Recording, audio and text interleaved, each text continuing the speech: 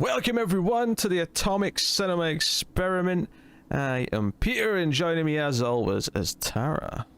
Greetings, citizens. This is a science fiction movie podcast. We get together, we've watched the movie, we talk about it. It's that simple. We've been on a bit of a straight line the last few weeks because we've been working through the Monsterverse, which admittedly is only 3 movies, but we also did the original Godzilla and King Kong. We did Godzilla 2014, we did Kong Skull Island, which leads us to, as of present, but not for long, the newest entry in this shared universe, which is Godzilla King of the Monsters, which came out in... I guess, I still think this is coming out in 2018, but I guess it got delayed and came out in 2019. It must have done, just based on other things that were going on at the time, but that's what we're going to talk about. We're going to talk about Michael Dougherty's Godzilla sequel, and the fact that it has other monsters in it and all these other things, and we'll see how we feel about it. Was this the first time you watched it since the theater? That is correct. I saw it once in the theater, and I haven't watched it since. I guess the first thing I will say is that I completely forgot that Serge Tankian from System of a Down did a song for this movie. I got to the credits at the end, and I was like, Godzilla, Godzilla. I'm like, whoa, whoa, whoa, whoa, whoa, whoa. Is that not a song that wasn't a song that existed before? I don't believe so, or at least I don't know. I'm not very good with music. Neither am I, but I happen to have grown up liking System of a Down, so I remember like once I heard his voice, I was like, oh yeah, Serge Tankian did a song for this. This is so weird. But yes, Godzilla King of the Monsters, notably the first. Really, it was only Godzilla 98 and then Godzilla 2014, but notably because Godzilla 1998 screwed everything up so much and didn't even really have Godzilla, never mind anything else, the fact that we were getting other Toho monsters, we were getting other kaiju, we were getting Rodan, Ghidorah, Mothra, that was a big deal, right? I was very excited about those things going into the movie in 2019. Yeah, I think this movie hands down has had the best trailers. I think my favorite trailers are for this film. Oh, the one especially from the one especially from Comic-Con that was released with the dun dun dun dun dun dun. I don't remember the name of that song, but you know what I'm talking about. And then it would just like the reveal of all the monsters was in the trailer. It was such a beautiful trailer. I was so hyped for it. I want to say Cirque de Luna is the name of that track, but it's something like that if it's not that. Mm-hmm. So I'm in the ballpark. Yeah. Okay. But yes, no, that trailer was very good. I remember that trailer being like, hey, this actually looks quite good. Ooh. I think that was the same as Mad Max had been the year before. But yeah. Mad Max was years before. Mad Max came out in 2015. Okay, I don't know what I'm thinking of. But that was the last trailer that I was just like, this is the greatest trailer of all time. Yeah, no, I was pretty hyped for Godzilla King of the Monsters, and what's funny, given how much I love 2014, and you as well, how much we both love 2014, and we spoke at length about why we love that movie, is getting Godzilla 2014, obviously you hope for something exceptional, but I was ready to just have a fun monster movie and be perfectly satisfied with having a fun monster movie. And I think what's funny is getting into this one, I kind of accepted that it's probably not going to have the special qualities that made 2014 special to me, and it's just going to be a fun monster movie with all the problems that probably comes with. And I think we'd both agree it does come with all those problems, and we'll get into that. But it's not really that different from a lot of actual Japanese kaiju movies, really. I mean, I feel like people who complain, and this is not to say that I'm going to defend the problems in this, because there's a lot of problems to talk about. There's a lot of things to get into, and we'll get into them. But it does kind of feel like anyone who complains about the humans not being as interesting and that there's not enough time spent on monsters, I'm like, you've clearly never actually watched some of those Japanese movies, because someone did like a bar graph of like how much screen time Godzilla has in every single Godzilla movie, and it's not, they're not that high. Like, humans make up a lot of those movies. It's just kind of, it's just a thing. Sometimes you get lucky and they're kind of fun plots or the fun characters, and sometimes they're not. Isn't it like a lot of kids? Like a lot of the time, there's usually kids that you're following. Not a lot of time. There's a couple of notable examples where it's kids. For example, Son of Godzilla, most notably, mainly follows. At least I think, is it Son of Godzilla? No, maybe it's not Son of Godzilla. It's one. I'm saying that because there's a lot of Son of Godzilla in it. I think it's after Son of Godzilla. I can't remember what the title was, but there's one around that point in the movies where it's actually a clip show movie. So people paid to go see this in the theaters in Japan, and it was a story about a young kid who was being chased by like kidnappers, and he idolized Godzilla's son. So he basically imagined himself being friends with Godzilla's son, and when he did that, it would pull like clip show style flashbacks to the previous movies. No new footage, really, just clips. Ooh, that's disappointing. It is agreed that it is the worst one. It is the worst Godzilla movie because it is just a clip show. I mean, we hate that when it's a free TV episode. Imagine paying to go see a movie and being given a clip show. Yep. Madness. Absolute madness. Anyway, I don't know what point was going to be at the end of all that, but I don't know, but I'm glad you brought up Shades of Grey from Star Trek. The clip show. I mean, I brought up the concept of clip shows, but yes, if you want to specify Shades of Grey. Obviously don't mention how many Shades of Grey, so we can't sue them for we can't sue the makers of 50 Shades for ripping it off. Nope. Unfortunately. Not that we could do that anyway, but you know, it doesn't belong to us. Yeah. You know what? DC should make an erotic film called 52 Shades of Grey. I think that'd be really funny. I don't understand that reference. 52 is a really important number in DC that it comes up all the time. Okay. We've been starting with the humans pretty much every time with these monster movie reviews, so we should probably start with those here.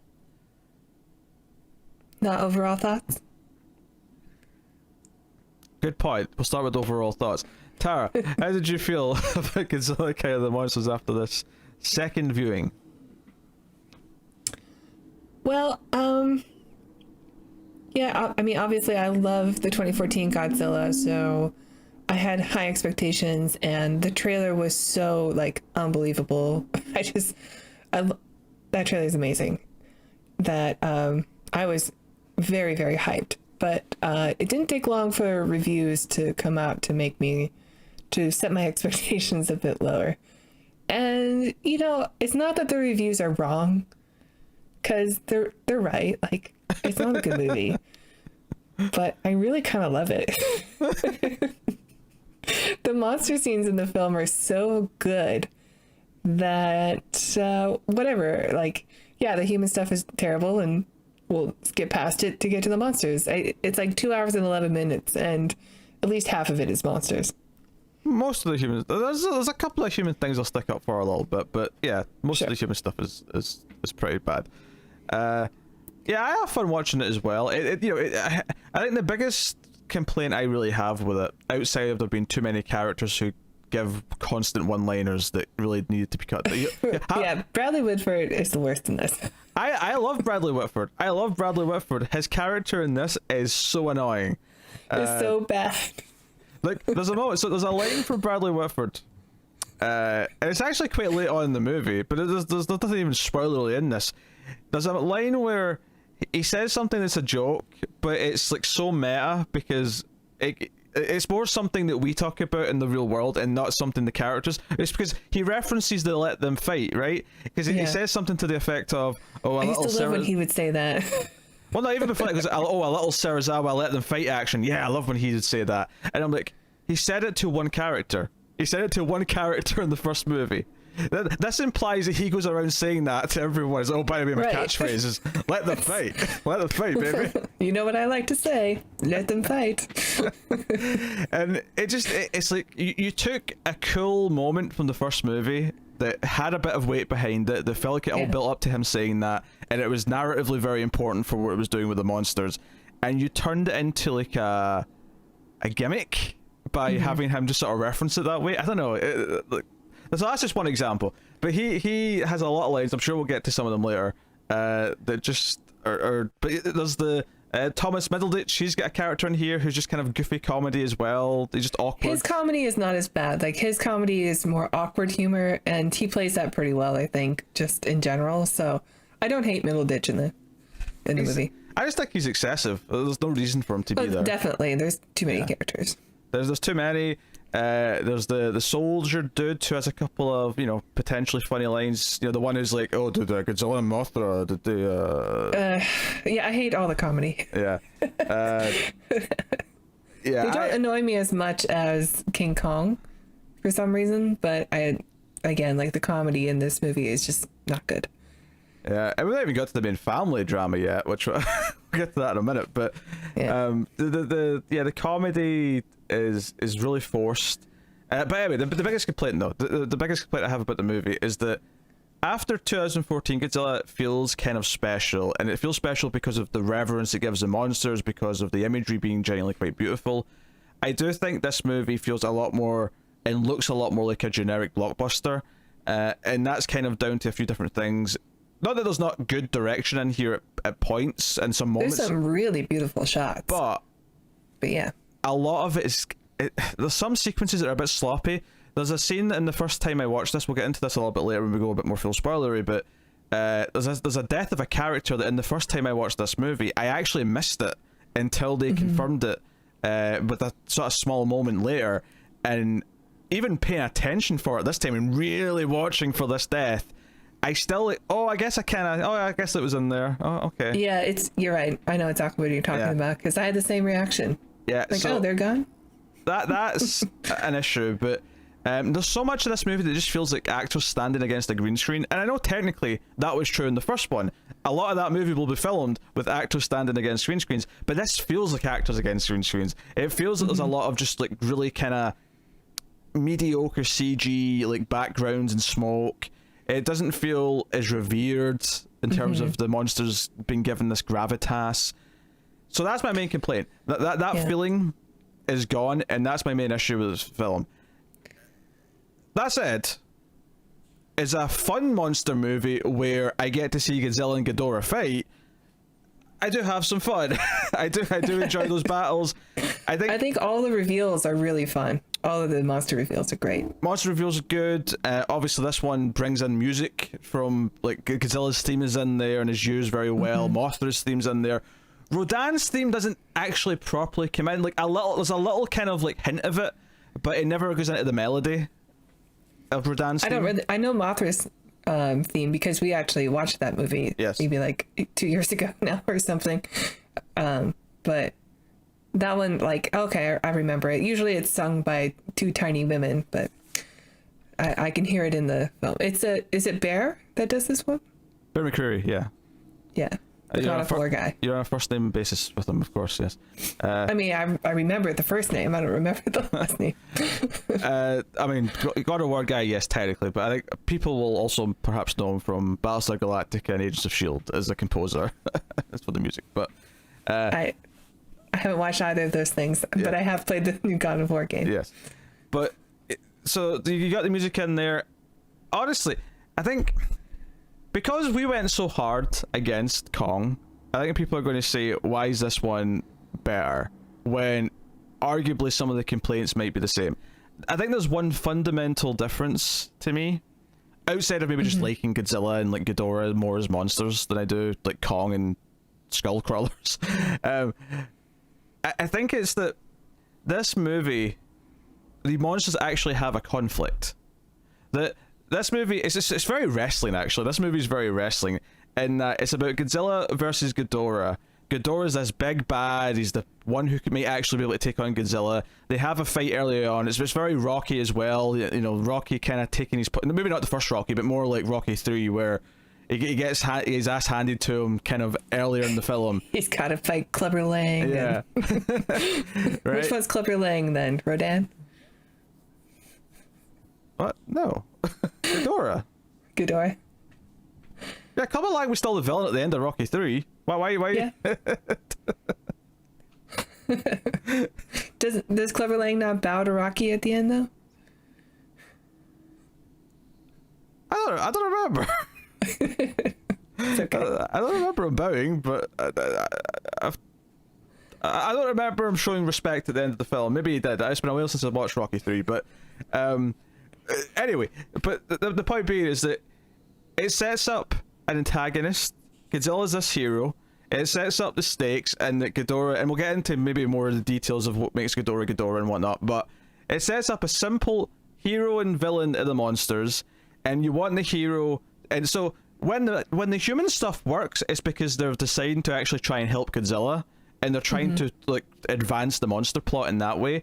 That's when the human stuff works at its best. But because you have that, and because you're rooting for Godzilla to come back and kick his ass, it's a really simple thing. It's a very wrestling thing. It's a very the heels won the first match, but he kind of cheated. He kind of did him dirty, and allies need to sort of like pump him back up and say, "Come on, you need to get back on your feet. You can go one more time and win this." That's this movie, and on those simple basis, the monster stuff really works. I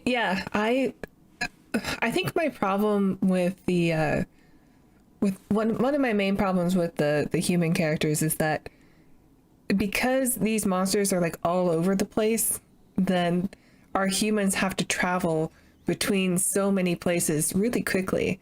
So we're always like dancing around. There's like this one meeting place in the Bahamas where they have some sort of a base that looks like an oil rig that we keep going back to, but the humans have to travel to Antarctica, and then they have to go to like Colombia or something, and then they go or some island, and they're always moving around so much, and there's so many of them that you have to follow that I don't like that journey as much. Like, I don't know why we have to always go to so many different places in this film with these same characters. Like, at least in Godzilla 2014, there was a line. We were following a guy trying to get home, and it turns out Godzilla was on that same path. So I think that was just easier to follow. I think that actually leans into something I'm going to say a little bit, particularly the fact that so they mainly travel on what I can only describe as a spaceship. That, I mean, it looks kind of like a jet, but it's just a big... Yeah, it's also a helicopter or something. Yeah. It's like a really, really big V sort of jet, but it's huge and has like a whole like... It's basically... Because the inside of it, when they're all like, talking to each other, it's like they're on the bridge of the helicarrier from like, Avengers. That's what it feels like. Yeah. Well, there's two different ships that we see. There's that one where you're talking about. It looks like the... Oh, I see them flying around Lancaster sometimes. They look like the stealth planes. Yeah, but it's really big though. It's much bigger than an actual stealth plane. Yeah. It's huge. And then the other one looks kind of like a helicopter plane mixture thing that I think it's meant to carry a lot more people. Yeah, the other one is not weird though. I think the other one's just a regular big chopper. I don't think there's anything weird about that one. Because the point I'm trying to make here is that this plane is very science fiction. So is the base, because the base has this, it opens up and they go down a big secret shaft to get to the secret underwater like Godzilla tracking station. They have like laser like force fields around like some of the cocoons of the Titans that have not hatched yet. There's all these things, and it feels like, and I guess in some ways it makes sense if you're going to go down this monster universe path, but it alienates it so much from 2014, because 2014 feels like, okay, we're in the real world, we're in a grounded version of reality, and these monsters feel larger than life. With this one, it feels like we're into like a comic book, and we're in a comic Monarch book is like the Men in Black or something. They've got so many new technology and alien technology that they're working with. They've got toys, they've got gizmos, and I think if there's a main disappointment for me is that I wish we got Ghidorah treated with the same way that every monster in the last film was treated, in the way that that reverence, that like monolithic. And don't get me wrong, Ghidorah looks great in this movie, and some of the shots of Ghidorah are beautiful. Some of the best shots in the movie are Ghidorah and Godzilla on screen. Absolutely. Yeah, with the big wingspan of it. Yeah, definitely. Gorgeous stuff. It absolutely is. But that said, though, I do think the movie's kind of just blandly ugly a lot of the time as well. And slight side rant here, but I was watching this. I bought the movie on like iTunes or Apple TV or whatever they're calling it now. And I got it there because typically they're considered to have the best, 4K streaming, on demand, whatever. And I've watched a couple of things on there, and I don't know if it's just like this movie's encoded badly or whatever, but one of my pet peeves with streaming versus like physical like Blu-rays is because the bit rates are much lower, you notice compression. You notice, and essentially what I often see that really sticks out and I hate is like when you start to see like especially in dark areas, you'll see like blobs of pixels because it can't maintain like just a smooth image. You'll see like sort of like shapes of pixels moving around inside it, and it really take me out of it, and I hate it. And there's a little bit of that in anything that's streamed. But this movie was so bad at it that anytime there was like an over-the-shoulder shot of like two characters talking to each other, if the character who the camera was behind had dark hair, the back of their head had this effect, and it was every single time it happened, and it was annoying the absolute shit out of me. And it was really bugging me. And I don't actually think it's the movie's fault per se, that this particular problem. This is just more of a tech issue. I don't know why this movie is so badly compressed compared to other things, because I watched 2001 this way, only about 5 episodes ago, and that looked pretty good. I don't know if it looked that much better than the Blu-ray that I have, to be honest. I thought, oh, I'll get 4K Dolby Vision, I'll see how it looks like this, and I'm like, I don't know if it was any better, honestly, but I do a side by side, admittedly. Maybe I should whack in the Blu-ray and like go back and forth. Put it on YouTube, maybe I'll get some views. But I don't know. It was bugging me. But there's a lot of stuff. There's a lot of stuff with the characters running around, and there's like particularly, I thought it's a lot of the stuff in Antarctica where there's like bridges collapsing and there's just like a wall of CG ice behind them, and it just looks like this is just very CG. I can see them on like the one little walkway they've got built in like a room that's nothing but green, and all this is just kind of shitty looking CG, kind of quickly moving around. Yeah. So it feels a lot more generic in that sense. It does. It does, and it's still more fun to watch though. Like it is it's like the Jurassic Park sequels. Like, you're not going to get Jurassic Park again, so just sit down and enjoy the monster movie. And sometimes you get some good ones, and sometimes you don't. I do believe it was possible to do like Godzilla again, like 2014 again. I know, admittedly, a lot of I wonder why they didn't get Gareth Edwards. Well, I guess because he didn't do so well. Well, no, I think it was more that he was doing Star Wars. Was probably more the reason. Yeah. But I do think that you could have done that again. I think maybe because people complained that there wasn't enough Godzilla in the first one, it maybe steered them in a different direction, or those people are still wrong. Or it's just a different director, different styles, whatever. Yeah. But I do think it is possible. But it is kind of how you look. I do look at it though. I look at Godzilla 2014 as kind of the special one where it feels like it gives this this aura to Godzilla and everything around him, and feels like these titans have invaded the real world.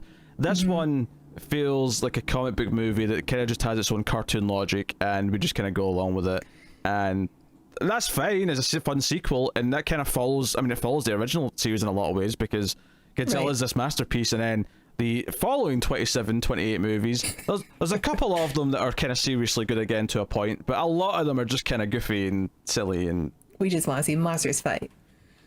Pretty much. So, I mean, it is what it is.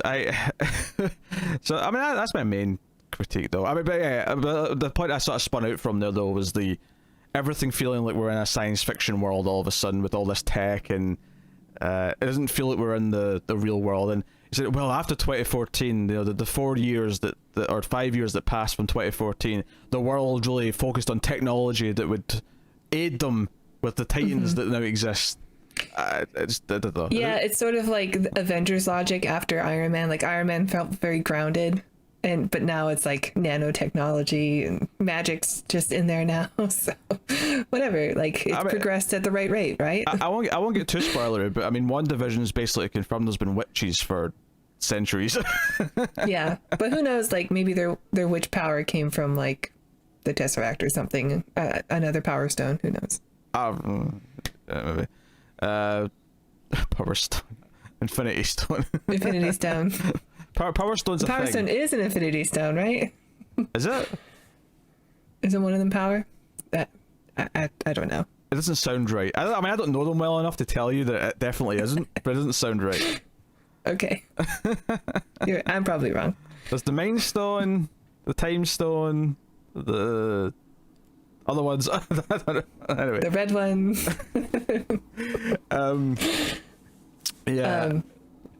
So The as far as like the human characters go, if you wanted to talk about that still, like I think I want to talk about the returning characters first. okay, sure. First, but mainly because I think Serizawa's probably still the best one, for the most part. He's the only one that I really cared that much about. Although I actually completely forgot that David Strathairn came back as the Admiral, so we still had that connection. It's pretty brief. He's only got a couple of quick scenes, but they do kind of establish that ongoing kind of world that he's still there. I think he got a promotion. Speaking of brief scenes, though, Miles Dyson shows up for one very quick scene. And I'm like, Miles Dyson! No wonder they have such future tech. He's been cooking it all up at Cyberdyne.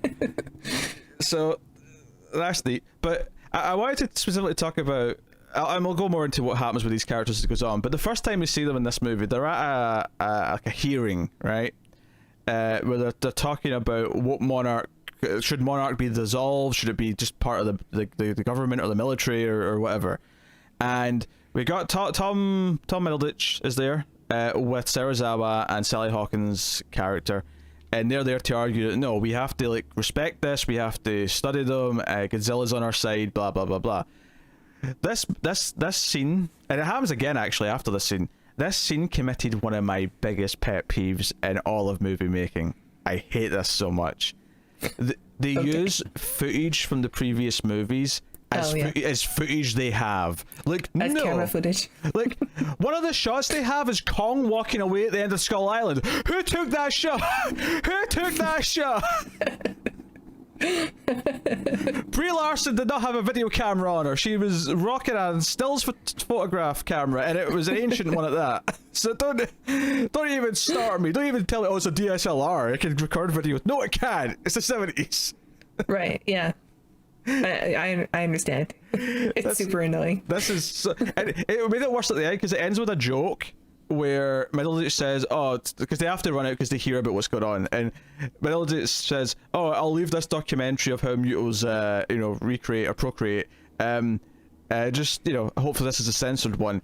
And you see a bit of it in the background and it is censored, but it's one of the shots from Godzilla 2014. It's just when the mutals are like giving each other the nuke, and I'm like, I recognize this shot.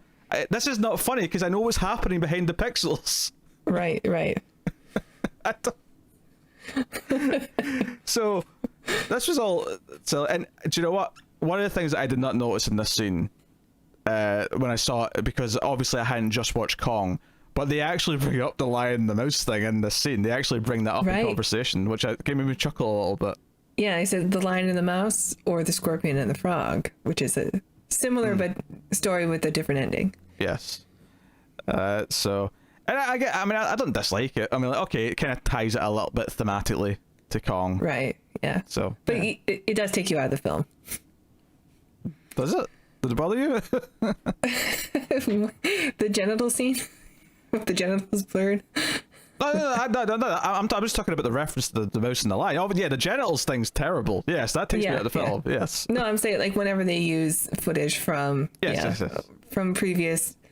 films, or like Star Trek is also which actually does this a lot too. I'm going to tie in a later scene here because this leads naturally into it, and this is even worse. So later on, and we'll talk about the characters later, but later on when Vera Farmiga is explaining her diabolical plan, and I say diabolical, it's more misguided eco-warrior. Eco-terrorism is what they're called, yeah. But when she's explaining her master plan, she has B-roll. She has B-roll that pops up, and there's footage of Muto and like pollution and stuff. And I'm like, wait, have you got that queued up? Did you press a button to initiate some B-roll for this little speech you're giving them over Skype? Yep. This bothers me so much. It's so stupid. It's supposed to be an impulse call to her, her husband and stuff. But yeah, it bugs me so much, and because I mean, also, this is an even better movie. Obviously, Logan, very good film, But Logan actually commits this as well, where there's like they find like footage of sort of like the hidden lab that X-23 came from, and it's been left on like a thumbstick, and it's basically just like something that the woman who snuck her out left for Logan to, or whoever was going to find her, to know where she came from and what was going on. But it's like all edited with cuts and stuff, and I'm like, well, did she sit down with Premiere and like put this little package together? It's not just like one shot that she captured in the corner. It's no. Yeah. It's the security guy was just really good at editing. So yeah, it's still kind of a pet peeve, but this one felt even worse because it was like live and just I got B-roll. Right. And it would be fine if it was just for us, like see if it just cut to these shots for us, but you see it on their screens, like they're seeing these images on their monitors, and I'm like, pretty egregious. what? Okay, that's my rant about that. But so Serizawa is still pretty good. We are probably gonna get a little spoiler from this point on, just to warn you now. Yeah, he's definitely the best actor, right? So he's always going to be a little bit better than everyone else. I think so. I think there's a lot of references. I do appreciate how this film tries to tie in a lot of mythology. It remixes it a little bit. But of course, the idea that Serizawa in the original film, of course, went down with the oxygen destroyer to kill Godzilla. I love the parallel of this, where Serizawa sacrifices himself to go down and save Godzilla with a nuclear bomb. There's a wonderful mirroring of that, which I think is wonderful, and even the fact that they have the oxygen destroyer in this as well, obviously, is a nice touch. But it doesn't turn Godzilla into a skeleton. No, it just weakens him, so he can be revived later. But that stuff is great, and again, it's very sci-fi. He's got this little mini submarine that he's in, the little pod, and it's like, yeah, this is kind of silly, but I'm invested in Godzilla being revived, and I like Serizawa enough that I'm on board. I'm like, yes, we can do all this. But yeah, Sally Hawkins gets the early sequel death, one of the tropes that I'm not a huge fan of in cinema, which is you take a character from the first one and you kill them, and it's actually like 40 minutes in if you actually look at the time, but it feels quite early. Yeah, but it's like one of the first attack scenes. I mean, I guess Mothra happens first, but she doesn't really attack anybody. I don't think people die from that one. At least not from Mothra. Because of Mothra. Yeah, other people die, but not from Mothra. So her death is like one of the first death from monster. And that's the one that we were referring to earlier, which is like blinking. In fact, not even blinking, you'll miss it. Even if you're watching, you might miss it. Yeah, you hear a little like, well, it's a woman's voice. Who was that? Yeah. And then you see her picture like with Serizawa like all upset over it. Well, so I guess she's gone. Specifically, it says deceased next to her photo, which is the thing. Right. Because that was the, which I needed. I mean, yeah. Even on the second viewing, I forgot. I wonder, and that actually does kind of feel like a bit of a band-aid. Like, it feels like they watched the cut and went, I think we should add the word deceased to that screen when Serizawa is looking at it, because I don't think it's clear that she's dead. And if they're having to fix things like that, it feels quite sloppy. It feels like, the scene that they planned for her death obviously didn't make it as clear as they obviously wanted it to, and we have that problem. I mean, that's basically it for returning characters, I guess. Bradley Whitford. Let's talk about Bradley. I'm saving the family for last. I want to get through all the other characters. Oh my god. He's still worse in this, and I agree. Like, he's a good actor. I really like Bradley Whitford. Cabin in the Woods, Get Out. Obviously, two more recent-ish films that he's wonderful in, but he's wonderful in tons of stuff. And I want to like him so much in this, but he's. Do you know what? There's a couple of points where he has like one-liners that they don't even let you hear. You sort of hear him speak under the sound mix, and you can't even make out what he's saying. It's like even the movies try to quieten him down a little bit. And I do think he's fine. Like, when it comes to comedy, I think he's a good comedic actor. I think the comedy's just not that good in this, and I bet a lot of it is improvised. Possibly. Because he's a pretty funny guy. I've seen him on like talk shows and stuff, and he is funny. But he's his character's the worst. Like, he always has the wrong attitude for the job he has. It just comes off very unnatural. There's one line he has I like where he refers to the Ghidorah as Larry, Curly, and Moe, just because they are very Three Stooges-esque when you first meet them. So I like that. I like that they acknowledge that, because that was what I was thinking when I saw Ghidorah. Yeah. But that's it. That's the only one I chuckled at. Yeah, and he's just kind of the leader of all these, like, this team that are on the bridge of this ship. Probably the next most notable one is an actress who I really like, actually, who I don't typically see in American films, is Ziyi Zhang, who I love from Hero and films that Zhang Yimou made. Am I saying that name right? I think I am. You know, the director of Hero and director of Raise the Red Lantern and stuff. Did House of Flying Daggers, which Zhang Ziyi was also in. She's in this, and she actually, there's almost like a mini twist where at one point, because Mothra wakes up at the start, but Mothra's not actually, she's not not got the wings or anything yet. She's still got to get a cocoon and hatch and whatnot. Is it even hatching? She's the big bug. Yeah. Is it hatching? They refer to her as being in her larva state still. Yes. And when a bug that's it's not a bug technically, I suppose, but when a larva, like, is that still referred to as hatching when that ends? Yeah, because they go from an egg to larva to cocoon, or larva to, like, I guess, like caterpillar or something. Yeah. To cocoon to butterfly. So we've had her on the ship, like being there, and it's like, okay, neat. We have a well-known actor, but there's kind of a reveal later on where at the site, and this is where we see Miles Dice and Joe Martin is there, but there's like obviously not her, but what turns out to be her sister with a different haircut is there. It's like, oh, there's two of them. And obviously, knowing enough of this mythology where I'm like, wait, two sisters related to Mothra? And they don't quite do the thing, because obviously Mothra, typically in the classic Godzilla movies and in Mothra, is you have Mothra comes from this island and there's these two little tiny women sisters who sing the song and kind of speak on Mothra's behalf. It's not that. It's kind of a cute little thing where eventually she gives some exposition that basically her family, like, there's always twins. Like, we see her, like, her grandmother and her sister. Yeah, she's like third generation working for Monarch. Yeah. And, like, her mother and her... This is weird to say, because obviously only one of the twins previously gave birth to these two twins, but you know what I mean? Like, we see, like, two sets of women in every photo in the family tree. And it's like, okay, so this is a cute way of kind of, like, bringing that into this a little bit. But they're not tiny. I mean, they're small women, but, like...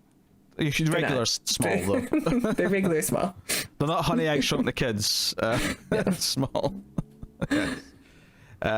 I thought this was a neat attempt of having, like, a sort of a nod to that side of things. Yeah, I'm sure some people were watching the movie like, but where are the twins? If Mothra's there, where are the twins? So we get twins, just not the same.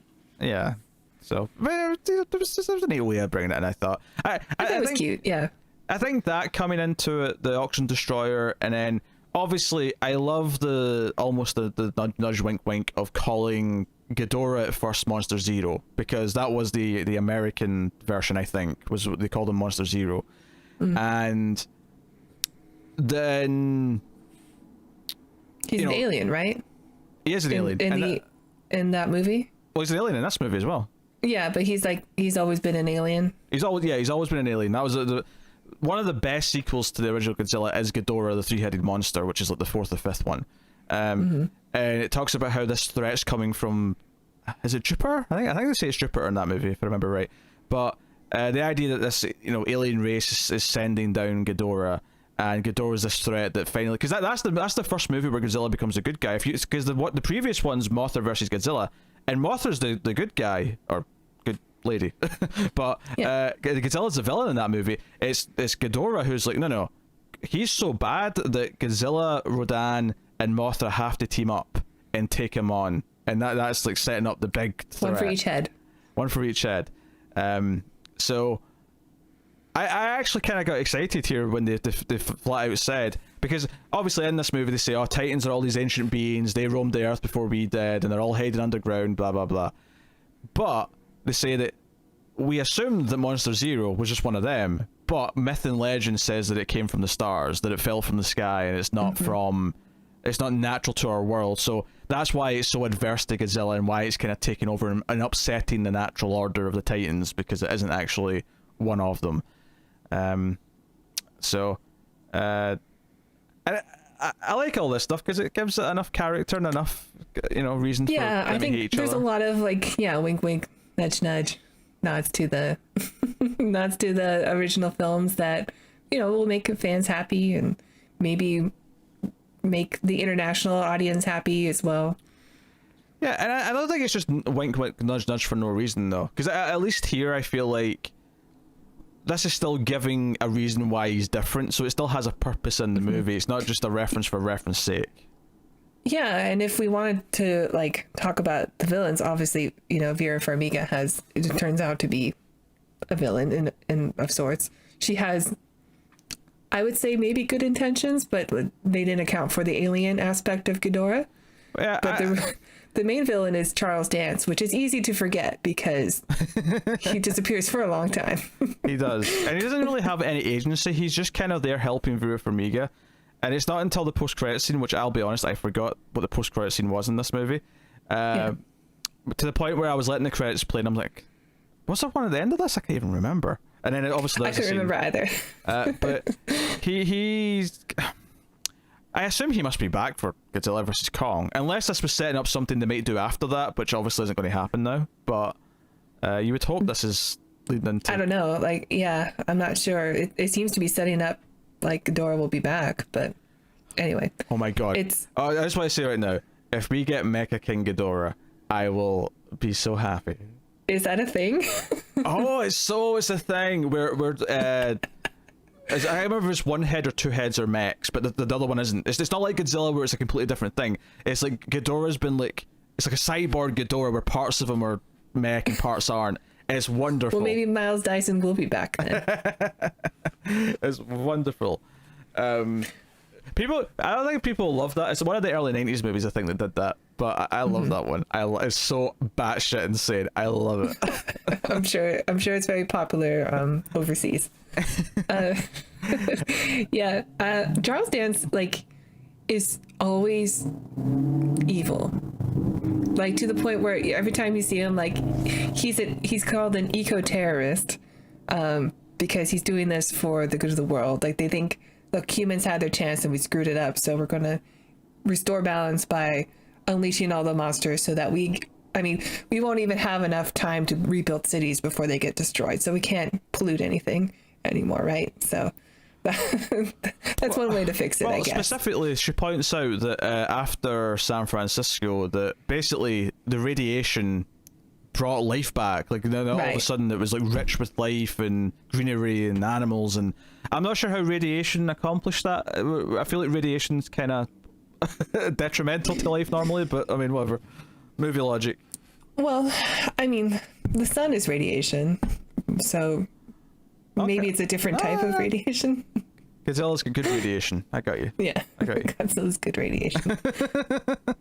Not that bad radiation, not that Chernobyl kind. Just a good radiation. Right. I don't know. Well, even in Chernobyl, wildlife is doing really well, but it's only because humans have abandoned it, and wildlife don't know any better. Yeah, I always assume that's just because the area's been abandoned for decades, so wildlife is taken over again. But when you see Charles Dance, he has this, I'm here. He's like the Lorax. I'm here. I'm fighting for the trees and stuff like that. Except he's Charles Dance, so he's evil. Charles Dance will always be the first thing that I ever saw him in, and that is the villain in Last Action Hero. He'll always be the guy with the one eye. He used to have a smiley face eyeball or something. He'll always be the guy with the glass eye from Last Action Hero to me. Well, most people know him as the Lannister father from Game of Thrones. Hey, you recognize the name Lannister before I said Game of Thrones, so. Oh, because I've heard people. I know Lannister because it was a huge show, and he was a big evil character in that show. Of course, he was evil. He's not really evil in Alien 3. Sure, that's the only thing where he's good. I was going to say the name of the main family. I was going to say that's the two names I know, but I can't think of it. Yeah, right. I can't. What's the main family? What's Jon Snow from? What's his family? The Starks. The Starks. That's it. Stupid show. So here's the thing I have a problem with. or it's not a problem per se, but something that just kind of murkies anything with Vera Farmiga, right? Once it's revealed that she's kind of working with these, because at first everyone thinks they're kidnapped, that they've been kidnapped by these terrorists, and it turns out that no, this was something she planned with them, and she's in this blah blah blah.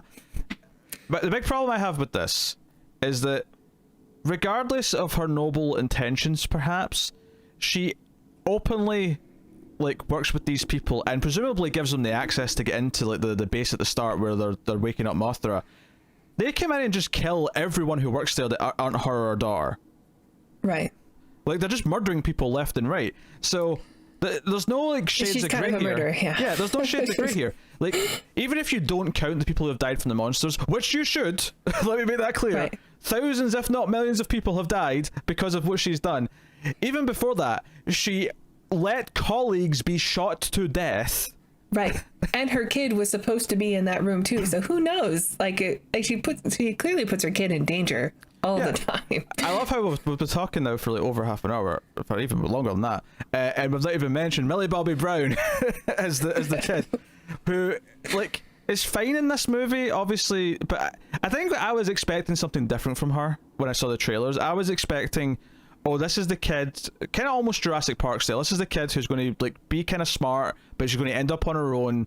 And because there's that shot from the trailer where she's in the rain and she's turning and looking at Godzilla and she's smirking like, yeah, my boy's here, and it's going to kick Ghidorah's ass, right? Mm-hmm. And that moment is in the movie, and it is a good moment, but I was expecting there to be more of her, and for almost for her to be, I don't want to say the protagonist per se, but for her to have like a constant plot throughout the movie. But it's for so much of the movie, she's just kind of with Farmiga and the eco-terrorists. She's just kind of there. Yeah. And she doesn't really have much of a plot until very, very, very late on. She's there so that Kyle Chandler has somebody to chase around. Yes. Like, that's my daughter. I must go get her. I must go to where she is. And she's going to be where the orca is, so... Well, you have to I think... Oh, Tara, explain what the orca is, because you just dropped that without... The orca is the machine that Vera Farmiga and I guess Kyle Chandler also helped create, where they use sound waves from different animals to create an alpha, which is what wakes the monsters, because they respond to an alpha. So the sound waves go off, and then it attracts the big monsters because they all want to fight to be the king. Yes. In fact, just to sort of set up this family stuff, because obviously we're talking a lot about Farmiga and her being the bad guy.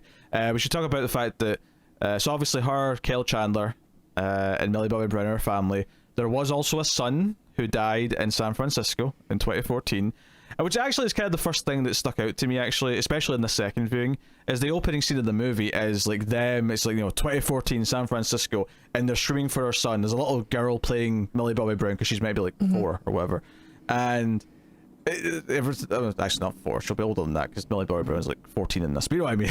she's whatever age, and we see Godzilla walking past, but it's mostly them, yelling out for their son who's been crushed by the debris or something.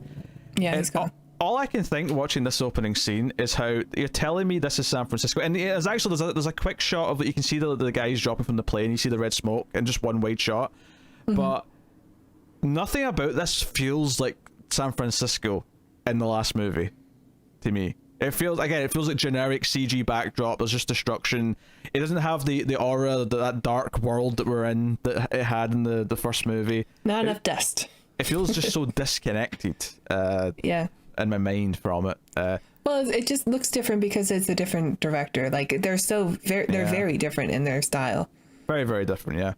I would have really preferred just to find out like halfway through the movie, because having been known that their son's dead, right, and that's what caused the breakup of the marriage. Like I think I'd have preferred that if like halfway through the movie we found out where he just says, my son died in San Francisco, and we just heard it.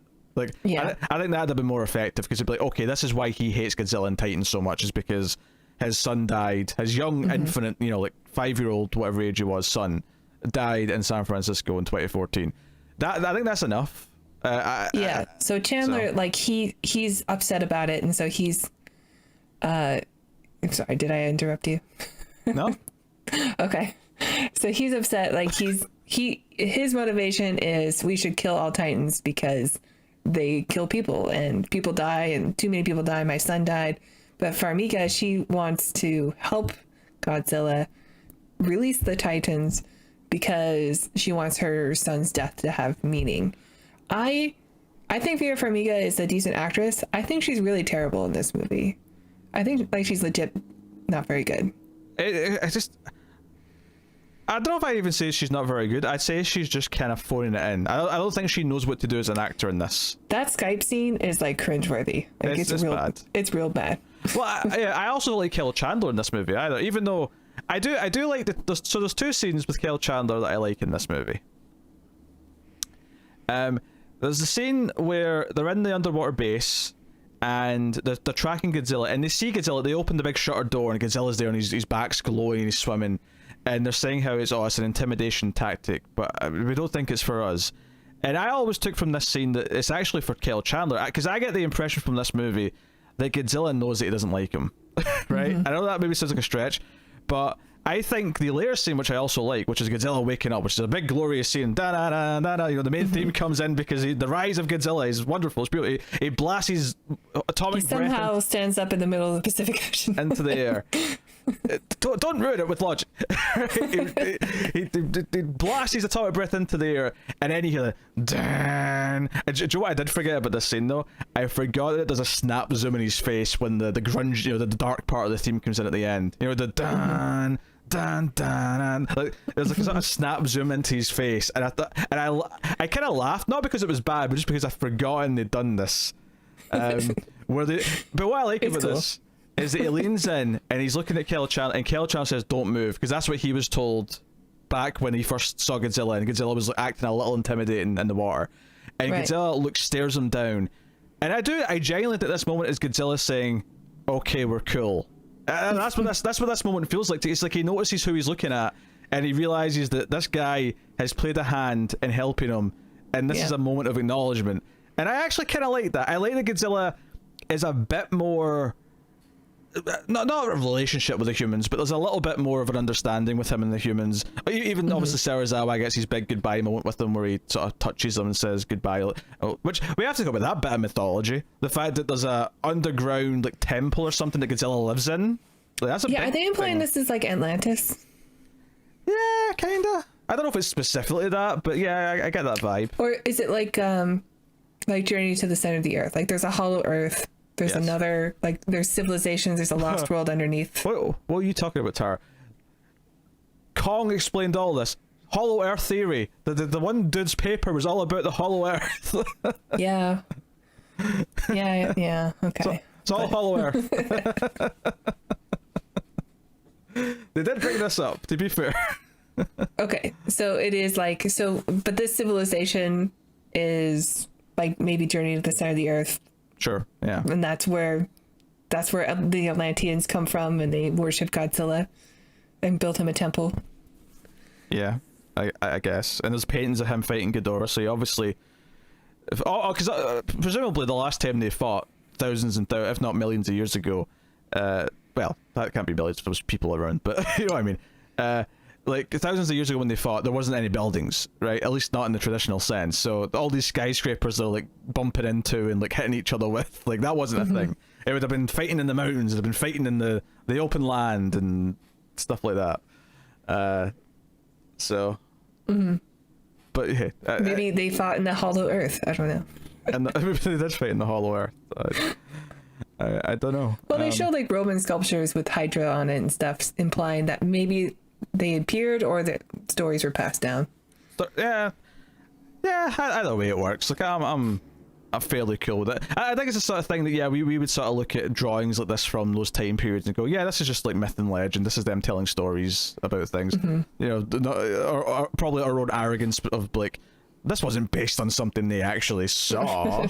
Those primitive people, they this is just them pie in the sky. Yeah, I mean, I think the Hydra like does grow extra heads every time you chop one off, right? Grows 3 more. Yes. Which Ghidorah doesn't do that. He just replaces the one that he loses. But yeah, yes, that's a thing. That's a thing. So the family thing is, like, I get why they want to revolve it around the family, but the moral caring, like, I think the idea of a father who's lost a son in a previous kaiju event, his hatred of Godzilla, and essentially coming to appreciate and like understand and respect Godzilla by the end of the movie, is a good idea for a central arc. I think that's a good idea, especially since it's someone who can play off Serizawa, who's like completely anti-Godzilla. So, you know, I mean, Mark is, that is obviously not Serizawa, but the idea they right. oppose each other. They respect each other as people, but they oppose each other on this viewpoint. So there's a solid foundation there to build upon. Obviously, I think the movie's very sloppy with it, and then you have all these extra characters who are and then the morality, because there's a point with Vera Farmiga, by the time you get to like the point where she's willing, because so what happens with the family is that 11 runs off, Millie Bobby Brown runs off because she doesn't like what her mother's doing, and she takes the Orca, this thing, to Fenway Park, because they're in Boston. That's Boston, right? They're in Boston. I don't know the name of the stadium. It's Fenway Park. It's the Red Sox. I'm sure it's Boston. Anyway, so I'm glad the Scottish guy knows. Look, I watched Lost. Okay, that's why the Red Sox would never win the World Series. Okay, okay. I know Fenway Park. Right. Anyway, so she goes to Fenway Park because she wants to use their broadcasting equipment to amplify the signal of the Orca to call. Because by this point in the movie, other random Muto have started popping up. In fact, we'll go back and talk about the openings of the other big, named monsters, but we're just talking about the family right now. But so this leads for a bit of a hunt where Vera Farmiga wants to go after her. So this is where she finally parts Charles Dance, who doesn't do anything else in the movie except for the post-credit scene. He just disappears.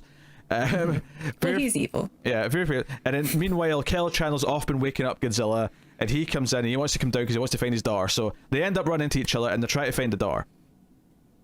So at this point in the movie, all I can think is that, well, if you find your daughter, which they eventually do in their old house, because they apparently used to live in Boston, which I don't think they ever set up that they used to live in Boston at all. Like, there's a moment where the soldier dude's like, if you two were my parents, I'd run away from home too.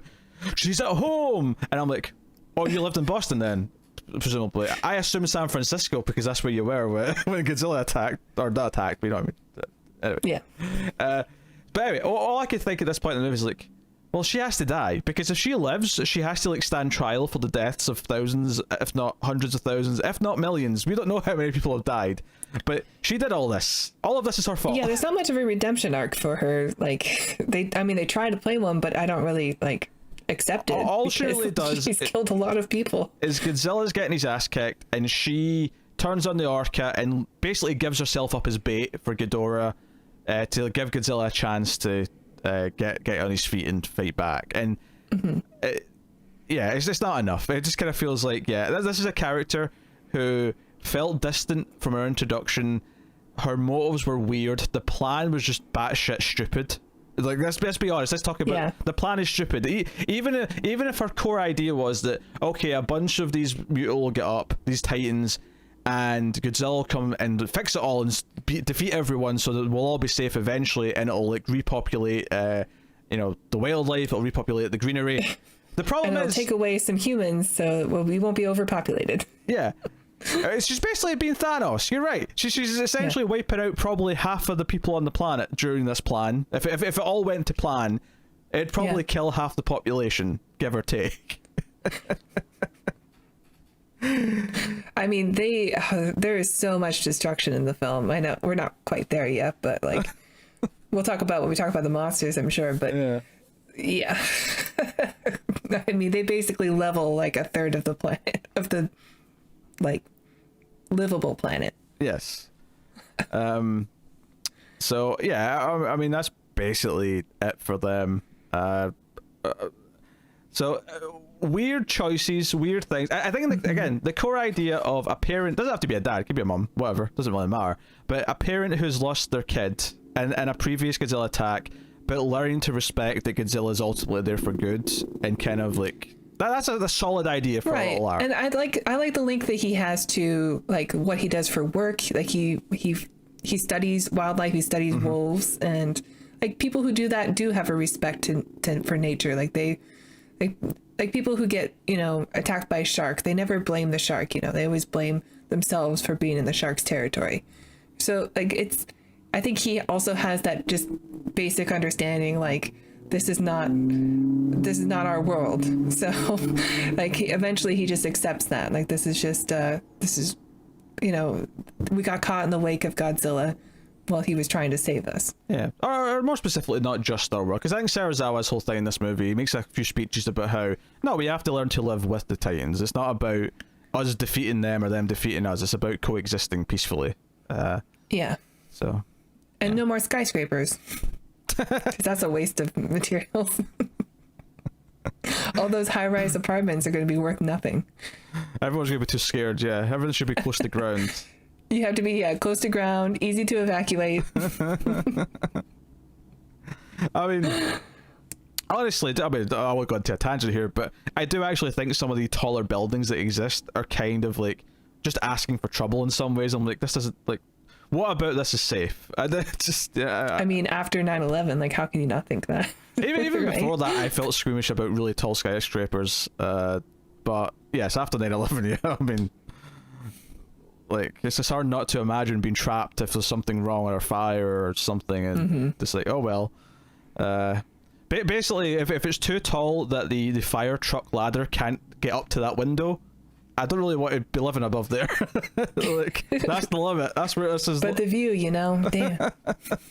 That's the limit of where I want to go. I don't know. Is it too much of a burden to insist that every window on a skyscraper has, those big inflatable chutes that come out of a plane when they have an emergency landing? Like, every window has one of them that comes down. Yeah, I don't know if that would work. It gets windy up there.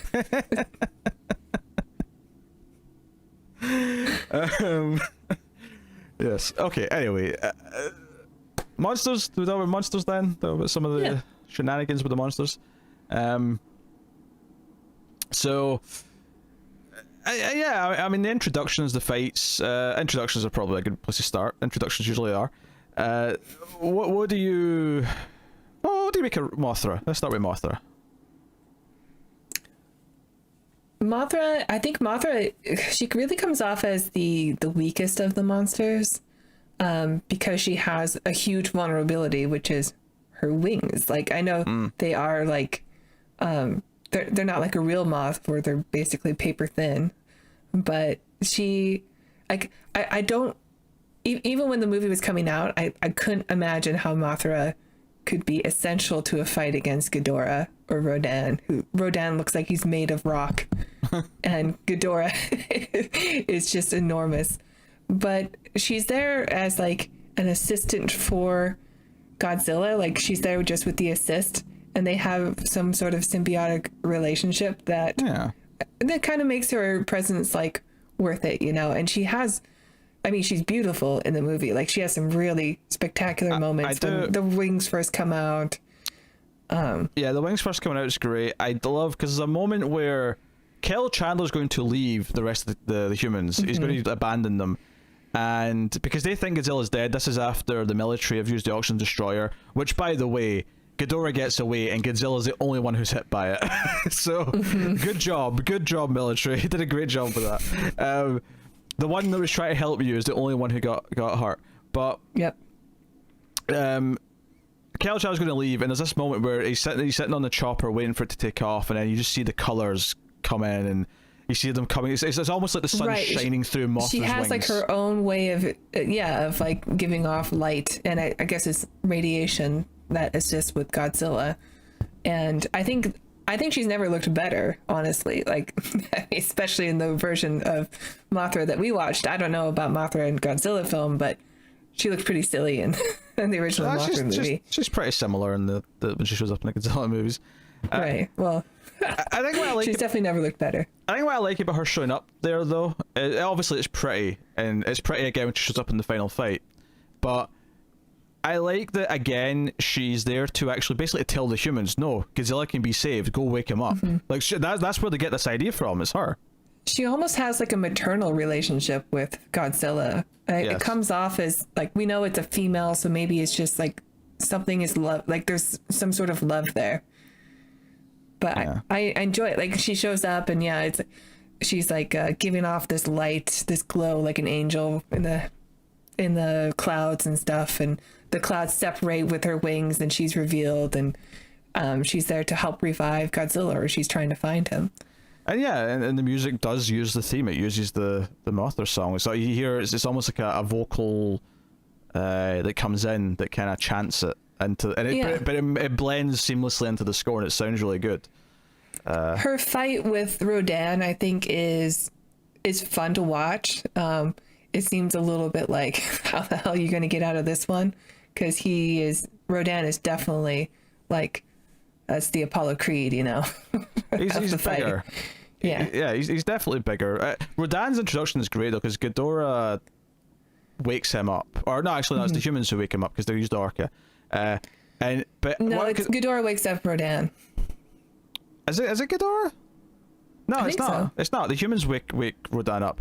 Ghidorah just comes because he also hears the Orca. He's like coming to the same place. Because remember, he's in the storm. He creates like a storm around him that's constantly moving. I think Ghidorah's design is, I'm sure you're going to wait to talk about it, but like, I love that he's so big and his wings are so massive that he changes the climate as he moves around. Yeah. Like, everyone thinks that he goes to like this tropical storm to hide, but no, he is the tropical storm. No, he creates it. That yellow lightning's in the storm as well, as obviously coming from him as well. Right, yeah.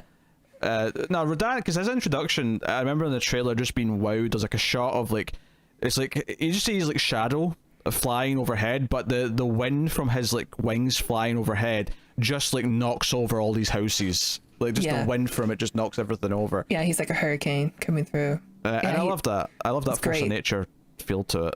Being birthed out of a volcano too. Like, that's where he was hiding, resting this whole time. Which is actually, that's just old school Rodan. He's always came from a volcano, I think, as far as I know. Like I say though, yeah, I don't know anything about Ghidorah or Rodan before this film. The music for Rodan is interesting because there's a sort of sharp like bit of brass when he appears, and that sharp bit of brass is from the Rodan theme. It sounds like it's emulating Rodan, but it never actually goes into the. It's weird to say melody because melody sounds like a nice word, and Rodan's theme is kind of nasty sounding. It's kind of like na na na na na na na na na na na na. I can't even do it. That doesn't sound like anything like it. But Godzilla, I don't recognize it. Godzilla fans will know the theme, and it was almost a little frustrating that it would do the little horn bit and then didn't go into the actual melody because I'm like, oh, I kept feeling like it was going to. But maybe it's such a distinct theme that they didn't want it to overshadow the rest of the. Maybe like, Bear was just like, it's just not a good song. We can't do it. It's not gonna work. I'm gonna have to link you on YouTube after we're done, so you can hear what the Rodan theme sounds like. Okay. So no, the intro is great. I love that the bottom of his wings are kind of on fire all the time. That's a neat touch. But yeah, he's huge. But one of my favorite shots in the whole movie probably is it's after Rodan wakes up, and this leads to eventually the Oxygen Destroyer with Ghidorah fighting Godzilla, and they end up fighting because Ghidorah picks him up. They're fighting in the sky, blah blah blah. But one of my favorite shots is Rodan's claw coming for the ship, the big fancy spaceship jet that they're in. Like his claws are coming for it, and they're just so huge because we've seen how big this ship is. Yeah, it's coming in, and obviously things change because other monsters get involved. But it's a really our heroes are okay.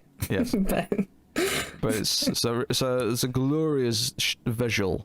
I think for sure. Yeah, I think honestly Rodan has the best intro in the film because we get to see him just not even like purposely destroy a city.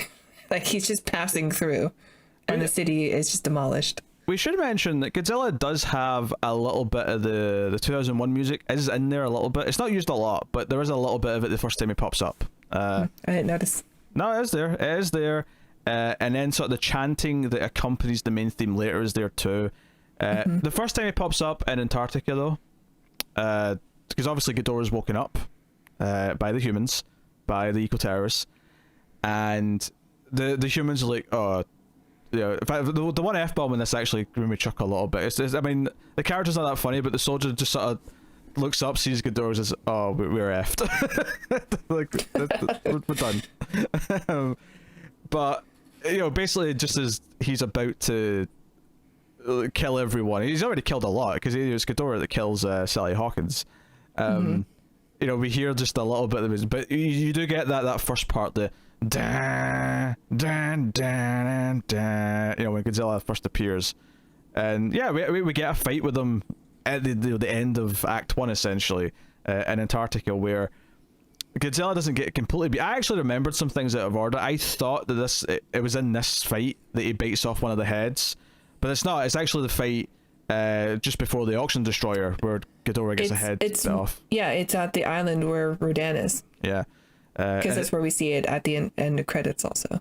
Yeah, and then of course you see the one grow afterwards when... Ghidorah's on the volcano and it grows back. Yes, and then Ghidorah, roars, spreads his wings. It's like, oh, now he's in charge because Godzilla's gone.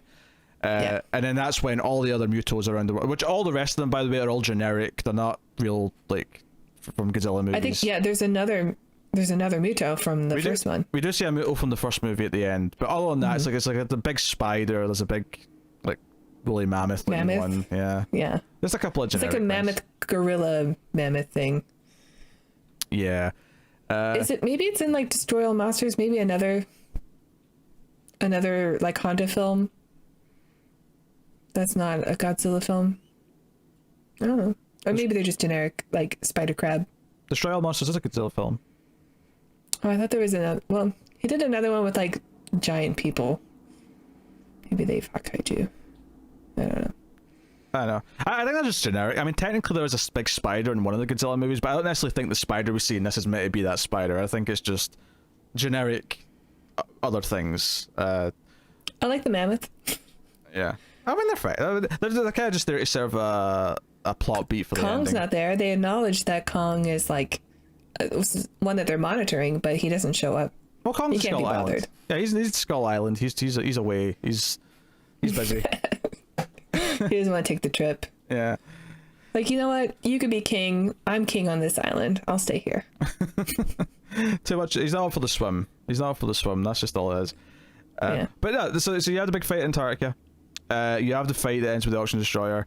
And there's some good stuff in those moments. I do love that in the Antarctica fight, it really sets... I mean, there's a couple of things it does here. One, when you see the big wide shot of them looking at each other, you see how much bigger Ghidorah is, and that, and we know how big Godzilla is. So, because I mean, hell, the opening time we see Godzilla in 2014 was the foot coming in and showed you how small the Muto was.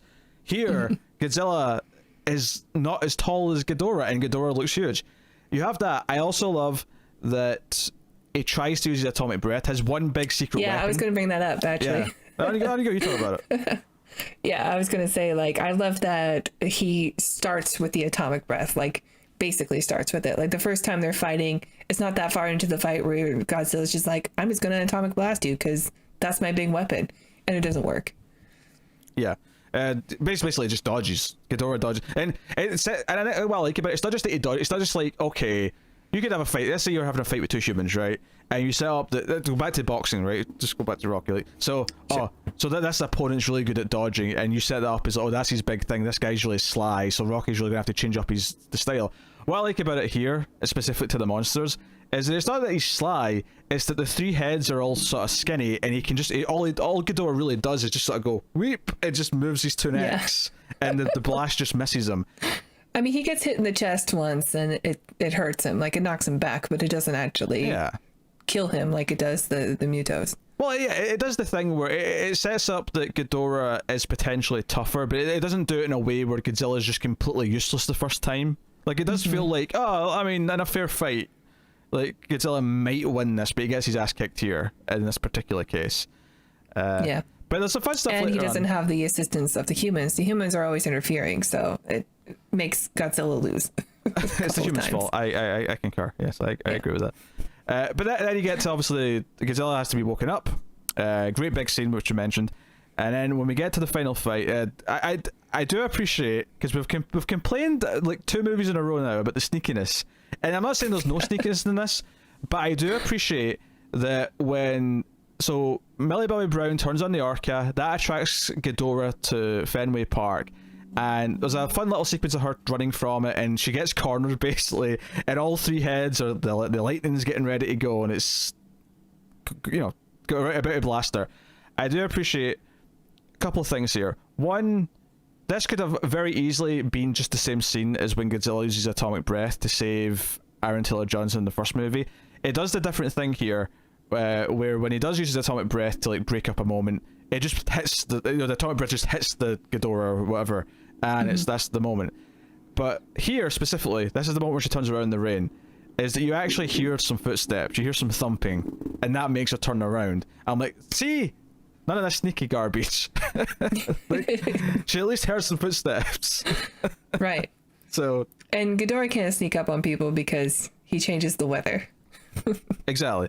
Actually, one of my favorite moments in the I don't know if it's the fight in the Boston at the end or the fight in the middle, but there's a moment where Ghidorah, one of his heads like bites like a power station and like starts charging himself up as he's holding Godzilla, and I'm like, oh, this is awesome. It really is. This is glorious. Yeah. I mean, that's why I'm always going to like this movie. Yeah. It's because of the monster fights. They're really quite excellent, I think. I mean, even though they are very blockbuster and silly, they're fun. They're so much fun to watch. Yeah. Like, obviously, I'm always going to wish for the fine dining of the the first movie, but that does not mean that I'm not going to enjoy the cheeseburger that the monster fight is here. This is the movie that people were asking for the Godzilla 2014. So if you didn't like this one, then you wouldn't have liked the 2014 version either. Yeah. No, absolutely. So obviously Ghidorah is kind of winning at one point, and Mothra shows up with the assist, and actually Spider-Man's two of the heads to a building, which is delightful, and like one of the head that's free is trying to like pick apart the webbing. Right. But then Rodan shows up to take on Mothra as an ally to Ghidorah, so we get just as you said earlier, the Mothra versus Rodan fight in the sky, which seems cool. Unfair. Hey, Mothra does pretty well and actually wins. Mothra it doesn't kill Rodan, but Mothra does stab Rodan through the chest with the stinger or whatever it is. Yeah, she stings him. Yeah. So that's pretty neat.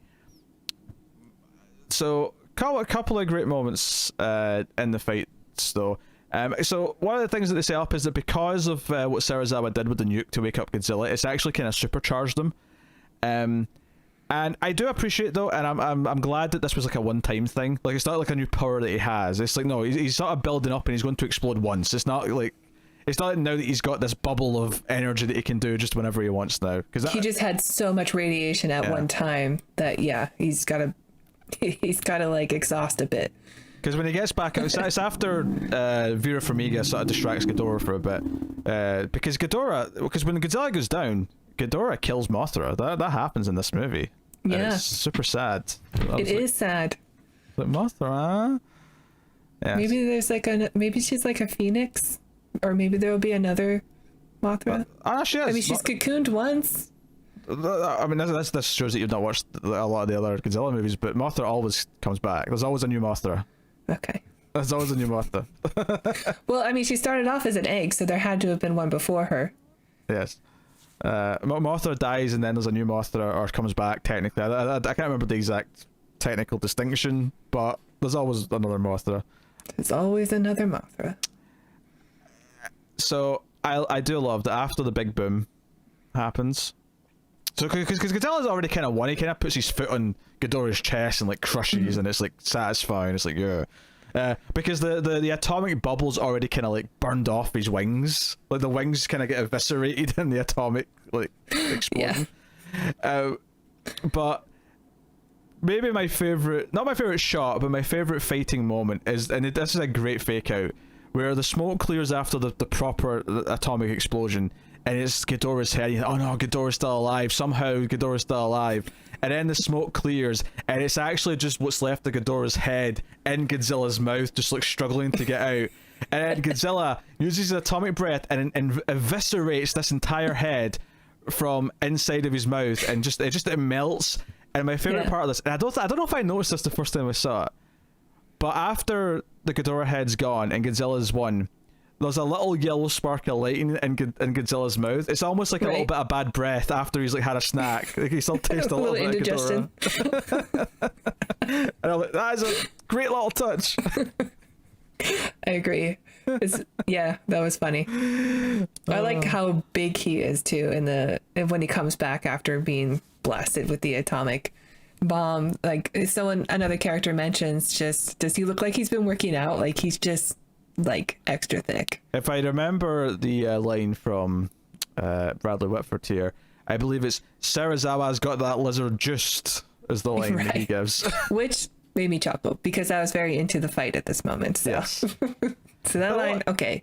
That line didn't, I think, detract from anything. There's definitely other ones though where, cut to a character with saying a one-liner, and it's just kind of like, oh, stop cutting away like this. Is that I don't care. I really don't care. Yeah.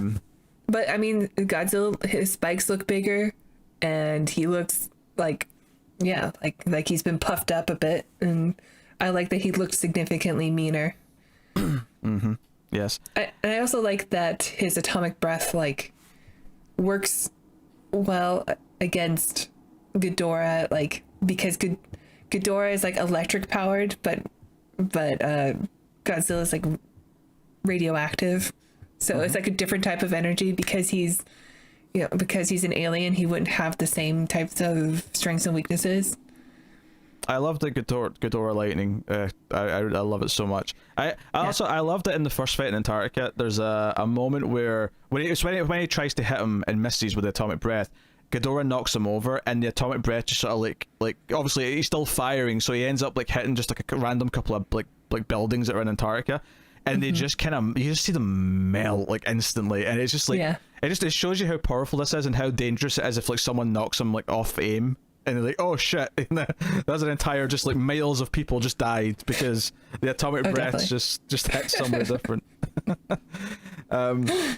It's delightful. My only complaint about the ending, because obviously all these other random muto that woke up earlier, who we heard were destroying other cities, but it never really was a big deal in the movie all that much, to be honest.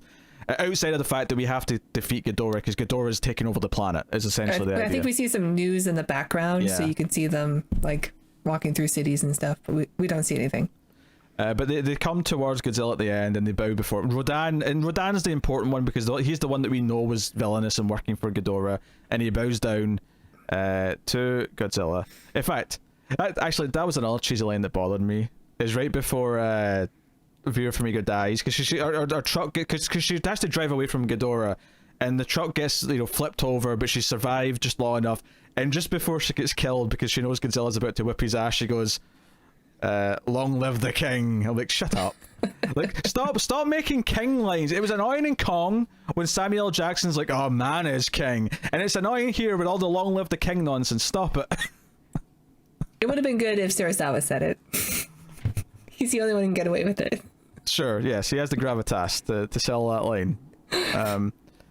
No, I do love him saying goodbye, old friend. Yeah. As he's, because he says it in Japanese, right? He says it in Japanese when he says goodbye. I thought it was a nice touch. Actually, and I'd forgotten this, but did you notice the dedication at the end of the credits to? Yeah, to the guy who wore the original costume. Yeah, I thought that was sweet. Seeing that at the end. Yeah, the post-credits scene. Actually, one line I want to mention from the ending. There's a weird line from Zhang Ziyi. Right at the end of the film, where Godzilla's like really big and badass, and Violet Whitford's like, oh, good thing he's on our side, and she's like, for now, and I'm like, yeah, why are you even suggesting that? And it's ominous. I think it's just because they want to tease what's in Godzilla vs Kong. I think that's why that line is there. Given that now that we've seen the trailers for the new film, I think that's why that little line's there, to tease that maybe Godzilla could go bad. But it felt out of place. So even knowing where it's going, I'm like, why are you spoiling this? Like, just give me the happy. Godzilla won. I'm happy. Stop it. Millie Bobby Brown's smiling even though her mum's just died, but she's happy because Godzilla's won. And she's with her dad again. Yes. Who? Yeah. The fact that these characters always find each other in a destroyed city is pretty crazy. But whatever. Movie logic. Yeah. Whatever. Movie logic. Be movie logic. So that's the end of the movie. Obviously, there's a post-credit scene where Charles Dance is buying the severed Ghidorah head from a black market dealer of some kind, which you assume is either going to tie into the next film, or if he's even back, I don't know if he is, or it'll be something that maybe we're going to plan for later that maybe they'll never get to. So I want to do a bit of speculation for, because now that we're basically done for this movie. Maybe there's a couple of things you want to mention. Is there anything else you want to mention? No, not really. Okay, that makes sense. Yeah. So we've only had one trailer for the next movie, though, at this point, right? No, we've had two. I think we're not. We had like a teaser, and then we had the trailer. I feel like we've had. The teaser was like mixed in with the other HBO stuff that was coming out. Yeah, maybe it is just one. It feels like we've had two, but maybe you're right. Maybe it's just because we saw some clips from other things. But I like, not a spoiler warning per se, because this is a speculation. But we don't know what's going to happen. But I want to say that if you are media blackout, if you're avoiding trailers, because I'm pretty sure I'm right about at least part of what I'm about to say. So if you do really want to avoid any knowledge of anything that's going to happen in Godzilla vs. Kong, I would skip this part the next couple of minutes, because the trailer makes it look like Godzilla's the villain, and I immediately said, I think my tweet, if you go find my tweet, is that Godzilla's face is going to come off Terminator style to reveal Mecha Godzilla before the real Godzilla shows up and helps Kong fight him by the end. And I think that's the part where I'm giving the spoiler warning for, because I think it's basically 100% at this point. Based on one shot in the trailer that kind of shows a bit of Mecha Godzilla. You're like, yes. If that is correct, yes. Why would they put that shot in the trailer? I mean, I know trailers make dumb decisions all the time, but like, because it's so huge spoiler. Yeah, but you have to freeze frame it, and like it's like a quick shot. We live in the age of the internet. I know. Because you don't think it's a red herring? Well, I mean, he's definitely there. Mechagodzilla is definitely going to be, unless Godzilla is evil and Mechagodzilla is used to help fight Godzilla. But that feels way less fulfilling to me. So what's the lore of Mechagodzilla? Because we have these ancient gods that are it's so giant funny. creatures. It's so funny you asked me that, Tara, because this is the main bit of speculation I want to get to. Because I've actually never seen the original Mechagodzilla, I don't think. The original Godzilla versus Mechagodzilla. It's on HBO right now. I've seen other films that he's popped up in. But I believe the general premise is that aliens built Mechagodzilla. And the reason why I'm bringing this up is because they do acknowledge in this film that Ghidorah is from an alien planet, and that he is from somewhere else. Be here, yeah. So the two possibilities that I see, one's more fun and wacky, which is whatever aliens sent Ghidorah have now sent Mechagodzilla in disguise as Godzilla to cause chaos. Or maybe Charles Dance's group, with whatever they're using from the Ghidorah head, have done something, and they've made Mechagodzilla. Maybe, if not him, a group of evil humans have made Mechagodzilla. That's less interesting, but it is possible. So that's the main question I'm asking you. Are you team alien sent Mechagodzilla, or are you team humans or something? Did it? Well, I don't know if it could be humans unless it's like really far in the future. Like, do we know, are there returning time travel? Humans from the future sent Mechagodzilla back. There's time travel in some Godzilla movies, by the way. This is not a completely absurd suggestion. I mean, obviously, we do not have the technology to build a Mechagodzilla, let alone have it covered with flesh. We don't have the technology to build half the shit that's in this movie. Yeah, so is it like a significant time jump forward? Oh, no, because Millie Bobby Brown's still a kid. She's still a teenager. She's still in this one? Yeah, she's in the trailer. Okay, so it's not like we built like a Gypsy Danger version of Godzilla and then it turned on us because our AI eventually will always turn on us. I mean, maybe they'll go down that. Maybe it is human built, but it's like an AI problem. But because in the trailer, Millie Bobby Brown and Chandler are there, and they're going, "Why is Godzilla acting this way? This isn't right. He wouldn't do this." Like they're sort of trying to figure out why Godzilla's acting bad, which is why I think it's setting up for this isn't really Godzilla. Terminator style, the face gets ripped off at one point, and it's, I mean, what will probably happen is that real Godzilla might show up before it's revealed what this Godzilla is, and we'll have like Godzilla versus Godzilla, and then the face will get ripped off, and it'll be, oh, and then it'll become Godzilla and Kong versus Mecha. But then, that said though, the end of this one set up that Godzilla could call upon Rodan and possibly other monsters to come help. Mammoth ape. Yeah. And the only hope I have, because I didn't really consider that we actually might get Mecha King Ghidorah, but the one hope is this post-credit scene. Because they've got a Ghidorah head, it's the one thing that says, maybe that's leading to something Well, if you want to have more like Godzilla versus blank, like you obviously you gotta do Kong, but then where do you go? Like the next big ones are going to be the machines. I mean, I don't see them doing it anymore. I don't think they've been successful enough. I think this one's happening because they'd already made it by the time King of the Monsters. Like, Well, this one's not going to make any money because it's going to HBO Max.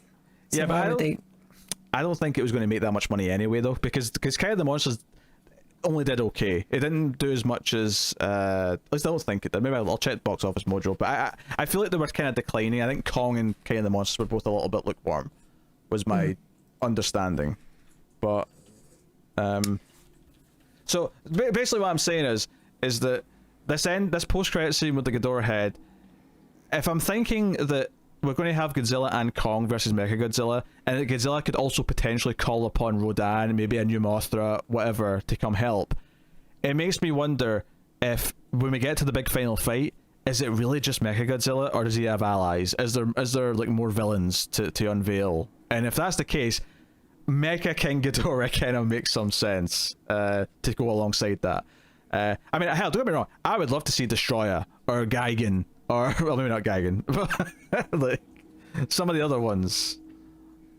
I don't even know what they look like. Or oh, Destroyer's great. Or even the big plant one, Biollante. It's a big plant. Maybe being vegan, you'd be rooting for Biollante and Godzilla versus Biollante, no? No. I admit it was a dumb joke. What do you want from? But maybe Charles Dance would, as the eco-terrorist. Yeah, maybe. So I'm on Box Office. I'm double checking what I was thinking here. Where's the worldwide number? Yeah, 386 million worldwide. King of the Monsters. That is not terrible. It's not a bomb, but it's not like, you know, it's not like the Marvel movies breaking the bank for a big That's budget surprising. movie like Was this. it a big hit in like Japan and stuff? Not that Japan's a big country, but I don't it really. seems like it would appeal to the Japanese because it's a very blockbuster movie with lots of fighting and monsters, and it seems up their alley. Wait on. I don't have enough of a scope to know like like it made $25 million in Japan. I don't know if that's like high or low. I have no concept of what It sounds low, but Japan is small. So yeah, well, I maybe. don't know. I mean, well, for comparison's sake, the UK it made 8 million. So Okay, yeah, I don't know. Maybe that's good for Japan. I have no idea. maybe. And then comparatively, China is the big one. Like if you can do well in China, then they'll make more sequels.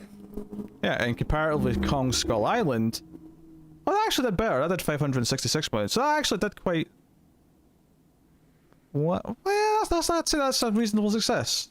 Yeah, well, Americans love Kong. That's our kaiju.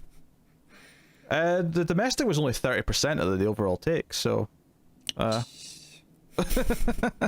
Sorry, I got facts and figures here. Stop for you. raining on my parade. So, yeah. I mean, maybe they'll do more. I mean, maybe I'm being too pessimistic and thinking they're just going to stop. Maybe I can't imagine they will make very much money on releasing it just to HBO Max. Well, yeah, they won't. But like, how did they? Like, if they'd released, if everything was normal and released it in theaters, I do believe that King Kong versus Godzilla would probably make the most money out of any of them, just because it's Godzilla versus King Kong. So Yeah, you got two big names in there. maybe it would justify making more after that. But they didn't have anything really in the works for coming after, really. Whereas before, you know, by the time Kong was out, they'd already shot like King of the Monsters, and by the time King of the Monsters came out, they'd already shot, I think, all of Godzilla versus Kong. Yeah. Whereas I don't think they've shot anything for anything else. Like, so if anything else does happen, it'll be a few years. Maybe it's a tight story. Maybe it finishes, no loose ends, no post credits. Yeah, right. If they have a successful, and in this case, it's maybe more. Maybe of a, Gypsy Danger comes out.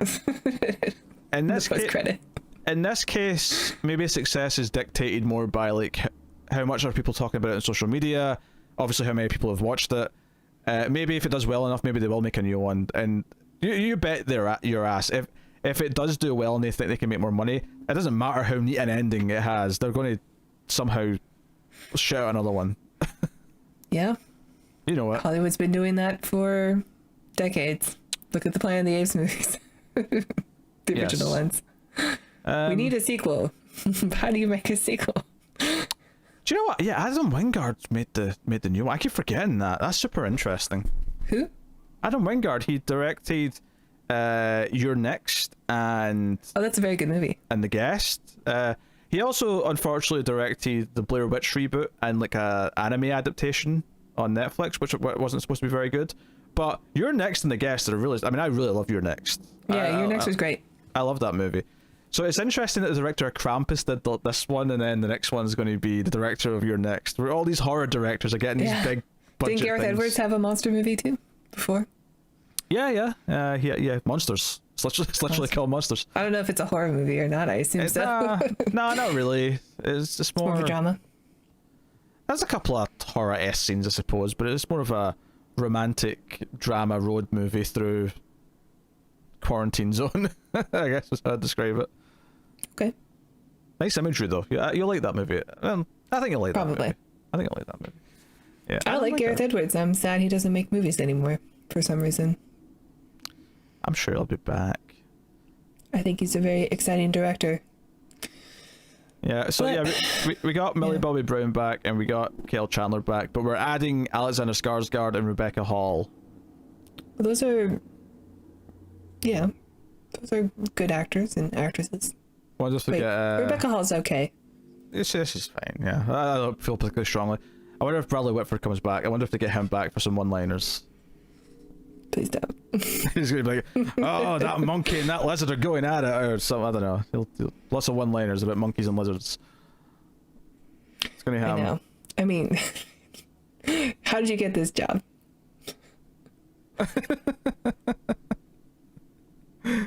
Oh. He's a good actor. Yes, he's a great actor, but He's just not good at one-liners.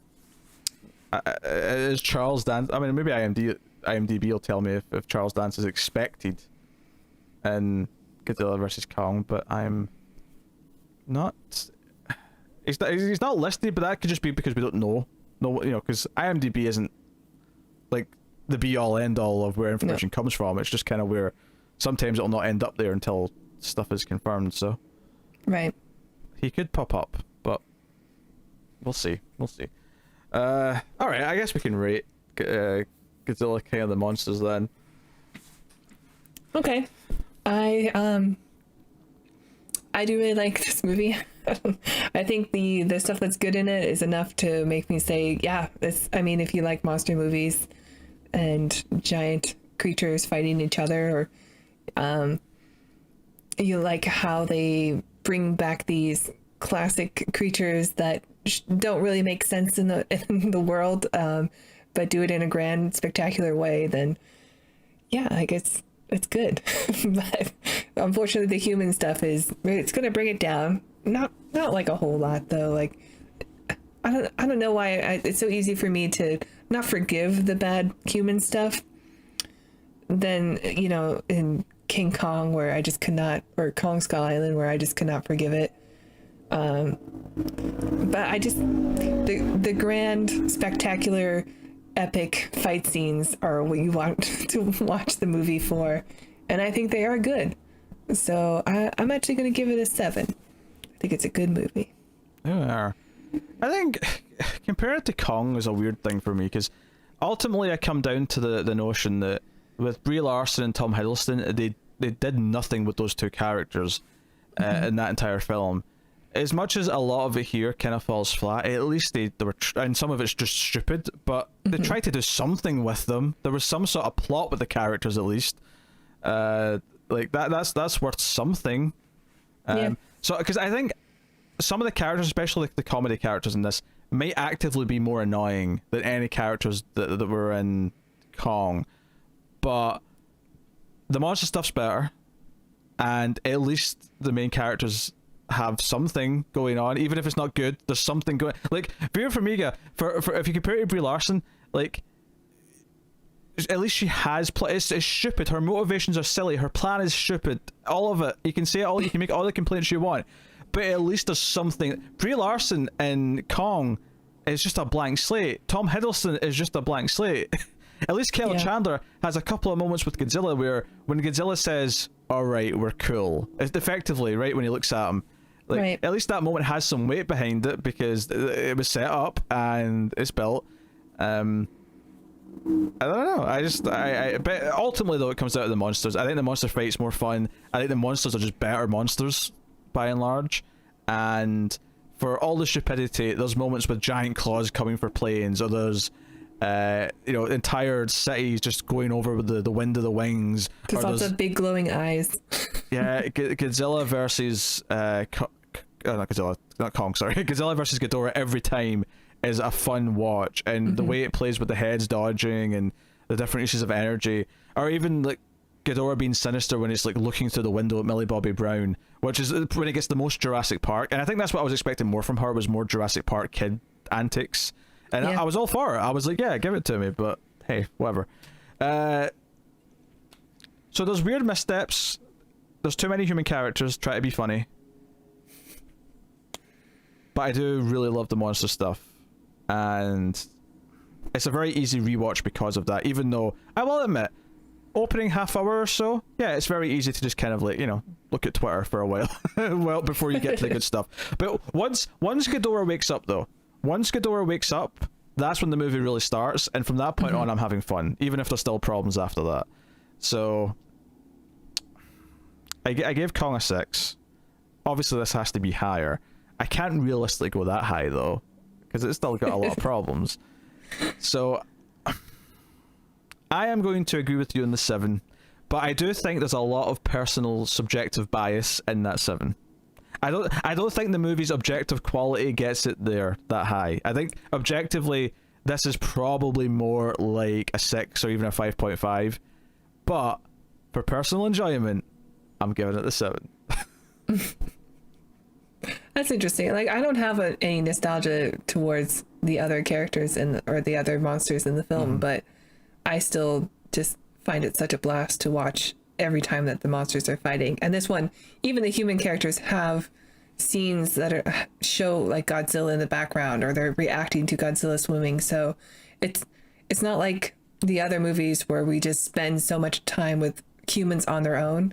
There's rarely any time that there's not a monster on screen. I think that's a testament, though, to, because you mentioned that you don't have any nostalgia for these creatures, and I do for some. I mean, it's less nostalgic because I didn't watch them when I was that young. I watched them in a couple of years leading up to this movie. It wasn't like I watched a lot of Godzilla movies in 2014. It makes me want to watch them, though. Yeah, like this movie does.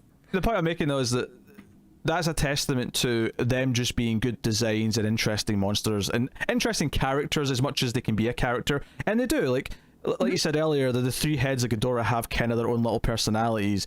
Godzilla, they have a little Three Stooge thing going on, yeah. Godzilla's kind of a hero. Mothra's kind of this mother figure who wants to like help save the world, and there's enough there that you're kind of rooting for the monsters and you actually care. And in the same way that I think the Transformers movies kind of failed, is that we're not there to root for humans, we're there to root for Optimus Goddamn Prime. So make Optimus Prime the character we care about and give him the protagonist journey.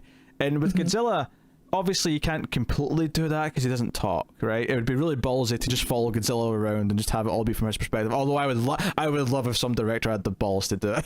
I would love it. But I think that it has to have that balance with the humans. I think Transformers, on the other hand, Optimus Prime is a character who can talk and talks about... There's a moment in the first Transformers, which we're going to do these movies someday, by the way, just brace yourself for that.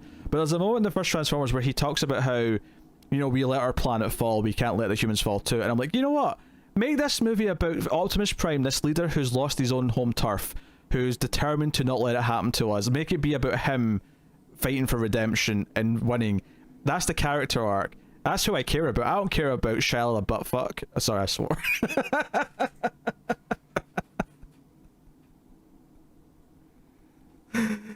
Look forward to the Transformers reviews, everyone. Do not call him that again.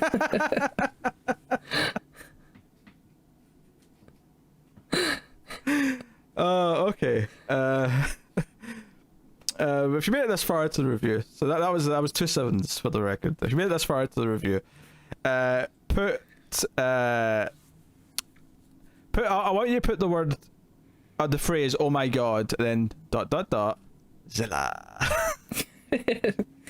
This review is kind of like a review for Jurassic World: Fallen Kingdom. A lot, I thought. It's a really flawed film, but the silly B movie stuff that I love. For some reason, we're both like really positive. Yeah. It's possible to really like a movie that's not objectively that great because it has enough of something that you do attach to in it. And those monsters had personality. Hey, come on, Indoraptor spin-off. I want this. That stealth raptor thing did have personality. You're right. You know, Mothra died in this. There was a really dramatic monster death in that movie too. Don't remind me. It's so hard to watch. So yes, put oh my god, Zilla in the comments if you made it this far. You of course will see Tara do her pose for the thumbnail now. So 3, 2, 1, pose. Those are my talons. Okay, all right. you're Rodan in this interpretation. Okay. Yeah. Put flames around me. I mean, I'll say this because Mothra's the one female, at least the one monster we know is female. I guess it could be the claws of Mothra. I guess I don't know what they're called. But I was thinking you'd want me to like Photoshop in the pretty wings or something, and be like, yeah, look at the glorious. I'll be Mothra. Yeah. Just put 3 heads for you. that's pretty funny. Because I mean, when I think it was Godzilla 2014, I give myself atomic breath. Or it was when we did the original Godzilla with Kong. That's when I did the atomic breath. Yeah, because I was Kong. Yes, that's right. Monkey. That's right. I was inspired because you did the monkey pose, and I thought, what can I do to be Godzilla? Oh, I'll give myself atomic breath. That's what I'll do.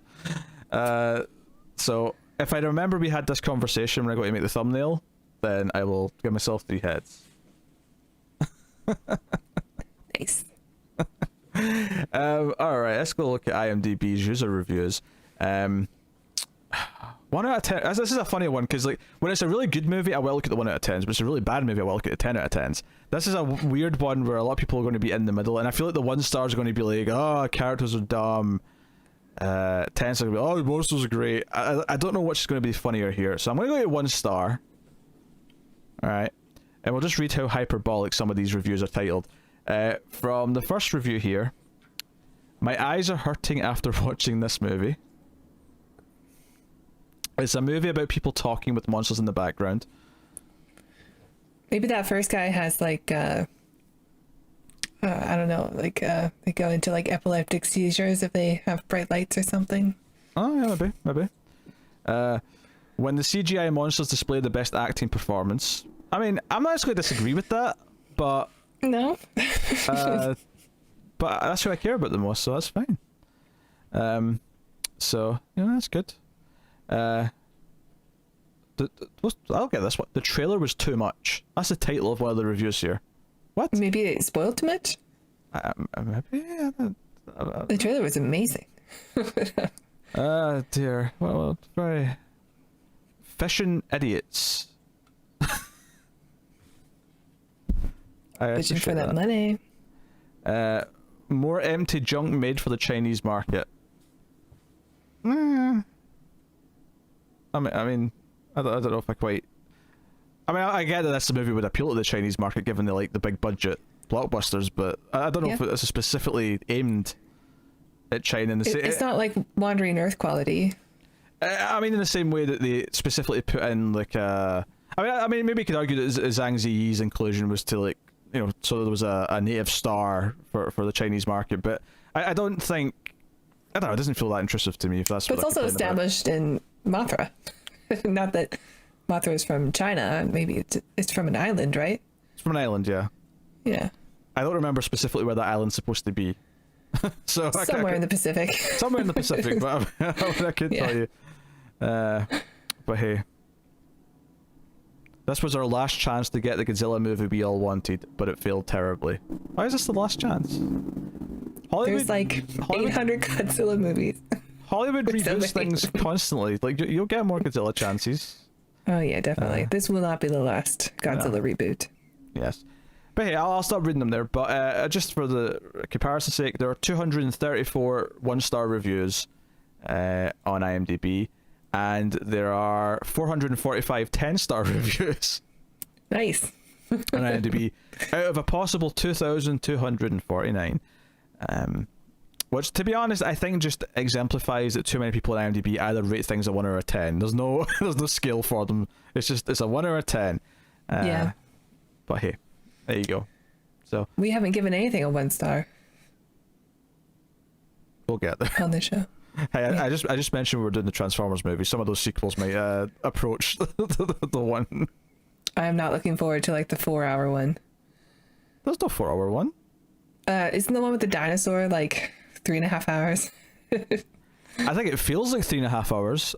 I don't know if it actually We'll is see. 3.5 hours. I don't hate the first movie. Not Maybe do it's been a I. while. Well, yeah, I should. When I first saw it when it came out, it felt like a little special at the time because it was like the effects were kind of mind blowing. Yeah, So- absolutely. That first time, like the bad one turns into the cop car, I was like, whoa, it was great. Yeah. Great opening scene. But I think this going to the theaters and seeing the second one made me hate the first one because the second Sure. one was so awful. Yeah.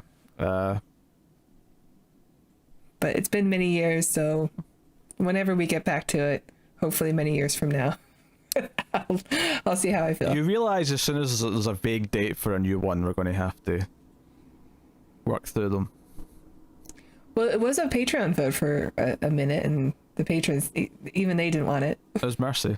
Well, I love it was they didn't want it. I think they will get a crack out of us talking about Transformers, but there was other more compelling options in that franchise. Because I think that was the one Jurassic Park won, so they wanted Jurassic Park, and I can blame them.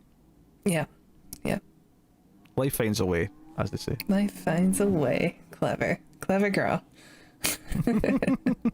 I love saying clever girl to people when I'm want to be pedantic. I'm not even pedantic. Even when they do something that's genuinely quite smart, I'm like, ah, clever girl. All right, it's over. What, the show's over? I got stuff to watch. Tara wants to rush away and watch the Golden Globes. Yeah. All I haven't right. had an event like this to watch on TV in a long time. I thought this was going to be shorter than the last review. It's actually longer. Yeah, it's because we don't have no format. We'll figure it out. We have a format. We We'll figure it out. tackled it in subjects. We did, general thoughts. We did humans. We did monsters. We did the mythology in between those two. Ended on the big fights, and then we did a speculation. I mean, that's maybe what made it longer, was the 10 minutes of, okay, what do we think Godzilla vs. Kong is going to be?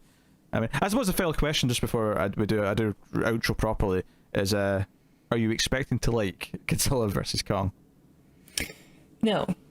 I didn't think the trailer was very good. I'm expecting to enjoy it in the same way that I enjoyed this. My expectations. I'm hoping. Like that's the highest that I think I'll go.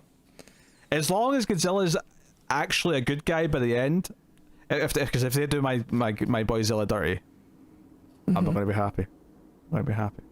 All right. What are we doing next? I believe we are doing Westworld because that won a Patreon vote, and we Whoa. put it off because we wanted to get through all these movies so they were all done in good time before the new one comes out. Which, I mean, we're actually a little bit ahead in that sense. There's a good month now. I mean, by the time this comes out, it'll be more like 3 weeks, but obviously Godzilla vs. Kong will be priority at the end of March, start of April. So look forward to that. Yeah, so the one thing is because I've kind of wanted to tackle the movies by subject instead of doing like a distinct spoiler free then going through the plot after, is I don't have my obvious middle section to do my thank the Patreons thing, so maybe they feel shortchanged that it's going at the end because everyone's just going to turn off before they hear their names, other than the people who want to hear their names, obviously. But I'll thank our Patreon producers for the month.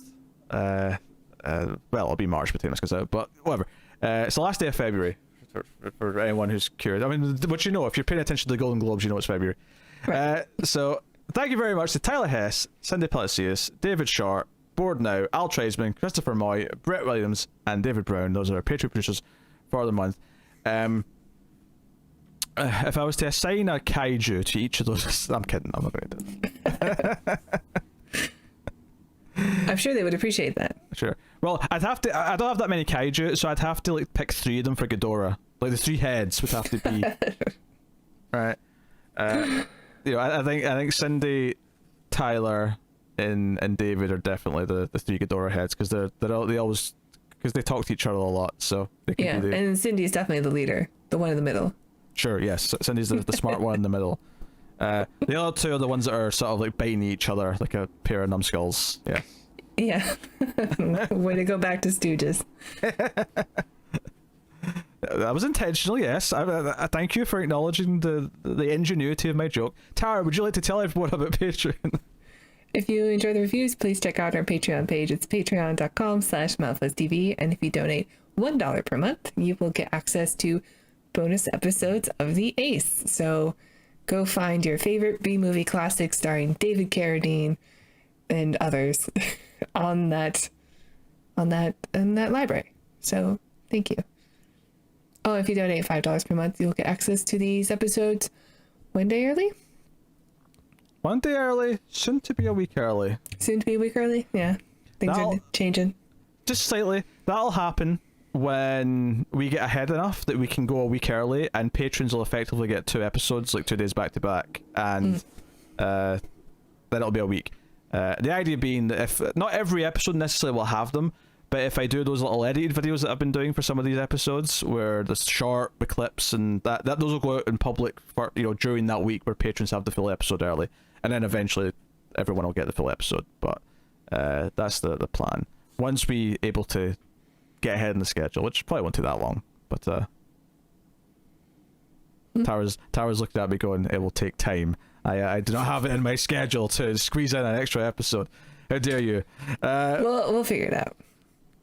But yes, so that is Patreon. Of course, you can like and subscribe. That is super important, especially obviously on YouTube, because YouTube's algorithm is what dictates success, and getting those likes and subscribes are the important thing to spread the show out to more people. Obviously, if you listen to the audio version, you can rate us on your podcast app of choice. Give us 5 stars and a review if you're on iTunes, for example. It helps us out a lot. Tweet us out. Share us with people. Share us with your friends. Like a nice, like syphilis, but good. I said but good. Has to be a better comparison. So, well, I suppose there's a current pandemic I could compare sharing something with your friends to, but I mean, I don't know if people are in the mood for jokes about that right now. Okay, let's move on. We're still very much in it to be making jokes about it. But yes, so there you go. That is all that. Yeah. So, I usually make you promote something else, but that's only because the Patreon bit was in the middle. Now the Patreon bit's at the end, I don't have to make you do anything else at the end now. All right. Is this better or worse? I mean, it doesn't matter. Doesn't matter. Okay. Yeah. All right. Well, thank you very much. I'll promote something. If you enjoy this show, maybe you'll enjoy myself and Tim talking about horror movies. It's kind of like this show, but the films are simpler, so we tend to be about half the length. this show. Science fiction is inherently more complex than. Yeah, we go long on these, man. Movies. Look, we're just that charming. There's just that much to talk about, and the people love it. Okay. I hope so. The podcast. Hey, that's why the new edited versions exist. If you want a little 10-minute snippet with clips, with all the stupid bits cut out, that's what they're for. All right. Tara said to me, and I quote, "Make me sound smart and cut out all my pauses." I did my best. Thank you. I'm no miracle worker, but I did my best. I understand. That has been Godzilla King of the Monsters. Thank you very much for joining us. Hopefully you enjoyed the show. I have enjoyed working through these films again for all the ups and downs, and we'll be back to working through the franchises we were already working through, which is Planet of the Apes soon, as well as more Invisible Man sequels, but we have to start a new one soon as well, because there's a new Matrix film coming out at the end of this year, so look forward to those soon too. So look forward to all these things. Thank you once again for watching or listening. We always appreciate it. Keep watching science fiction and computer. Add salsa. Zilla.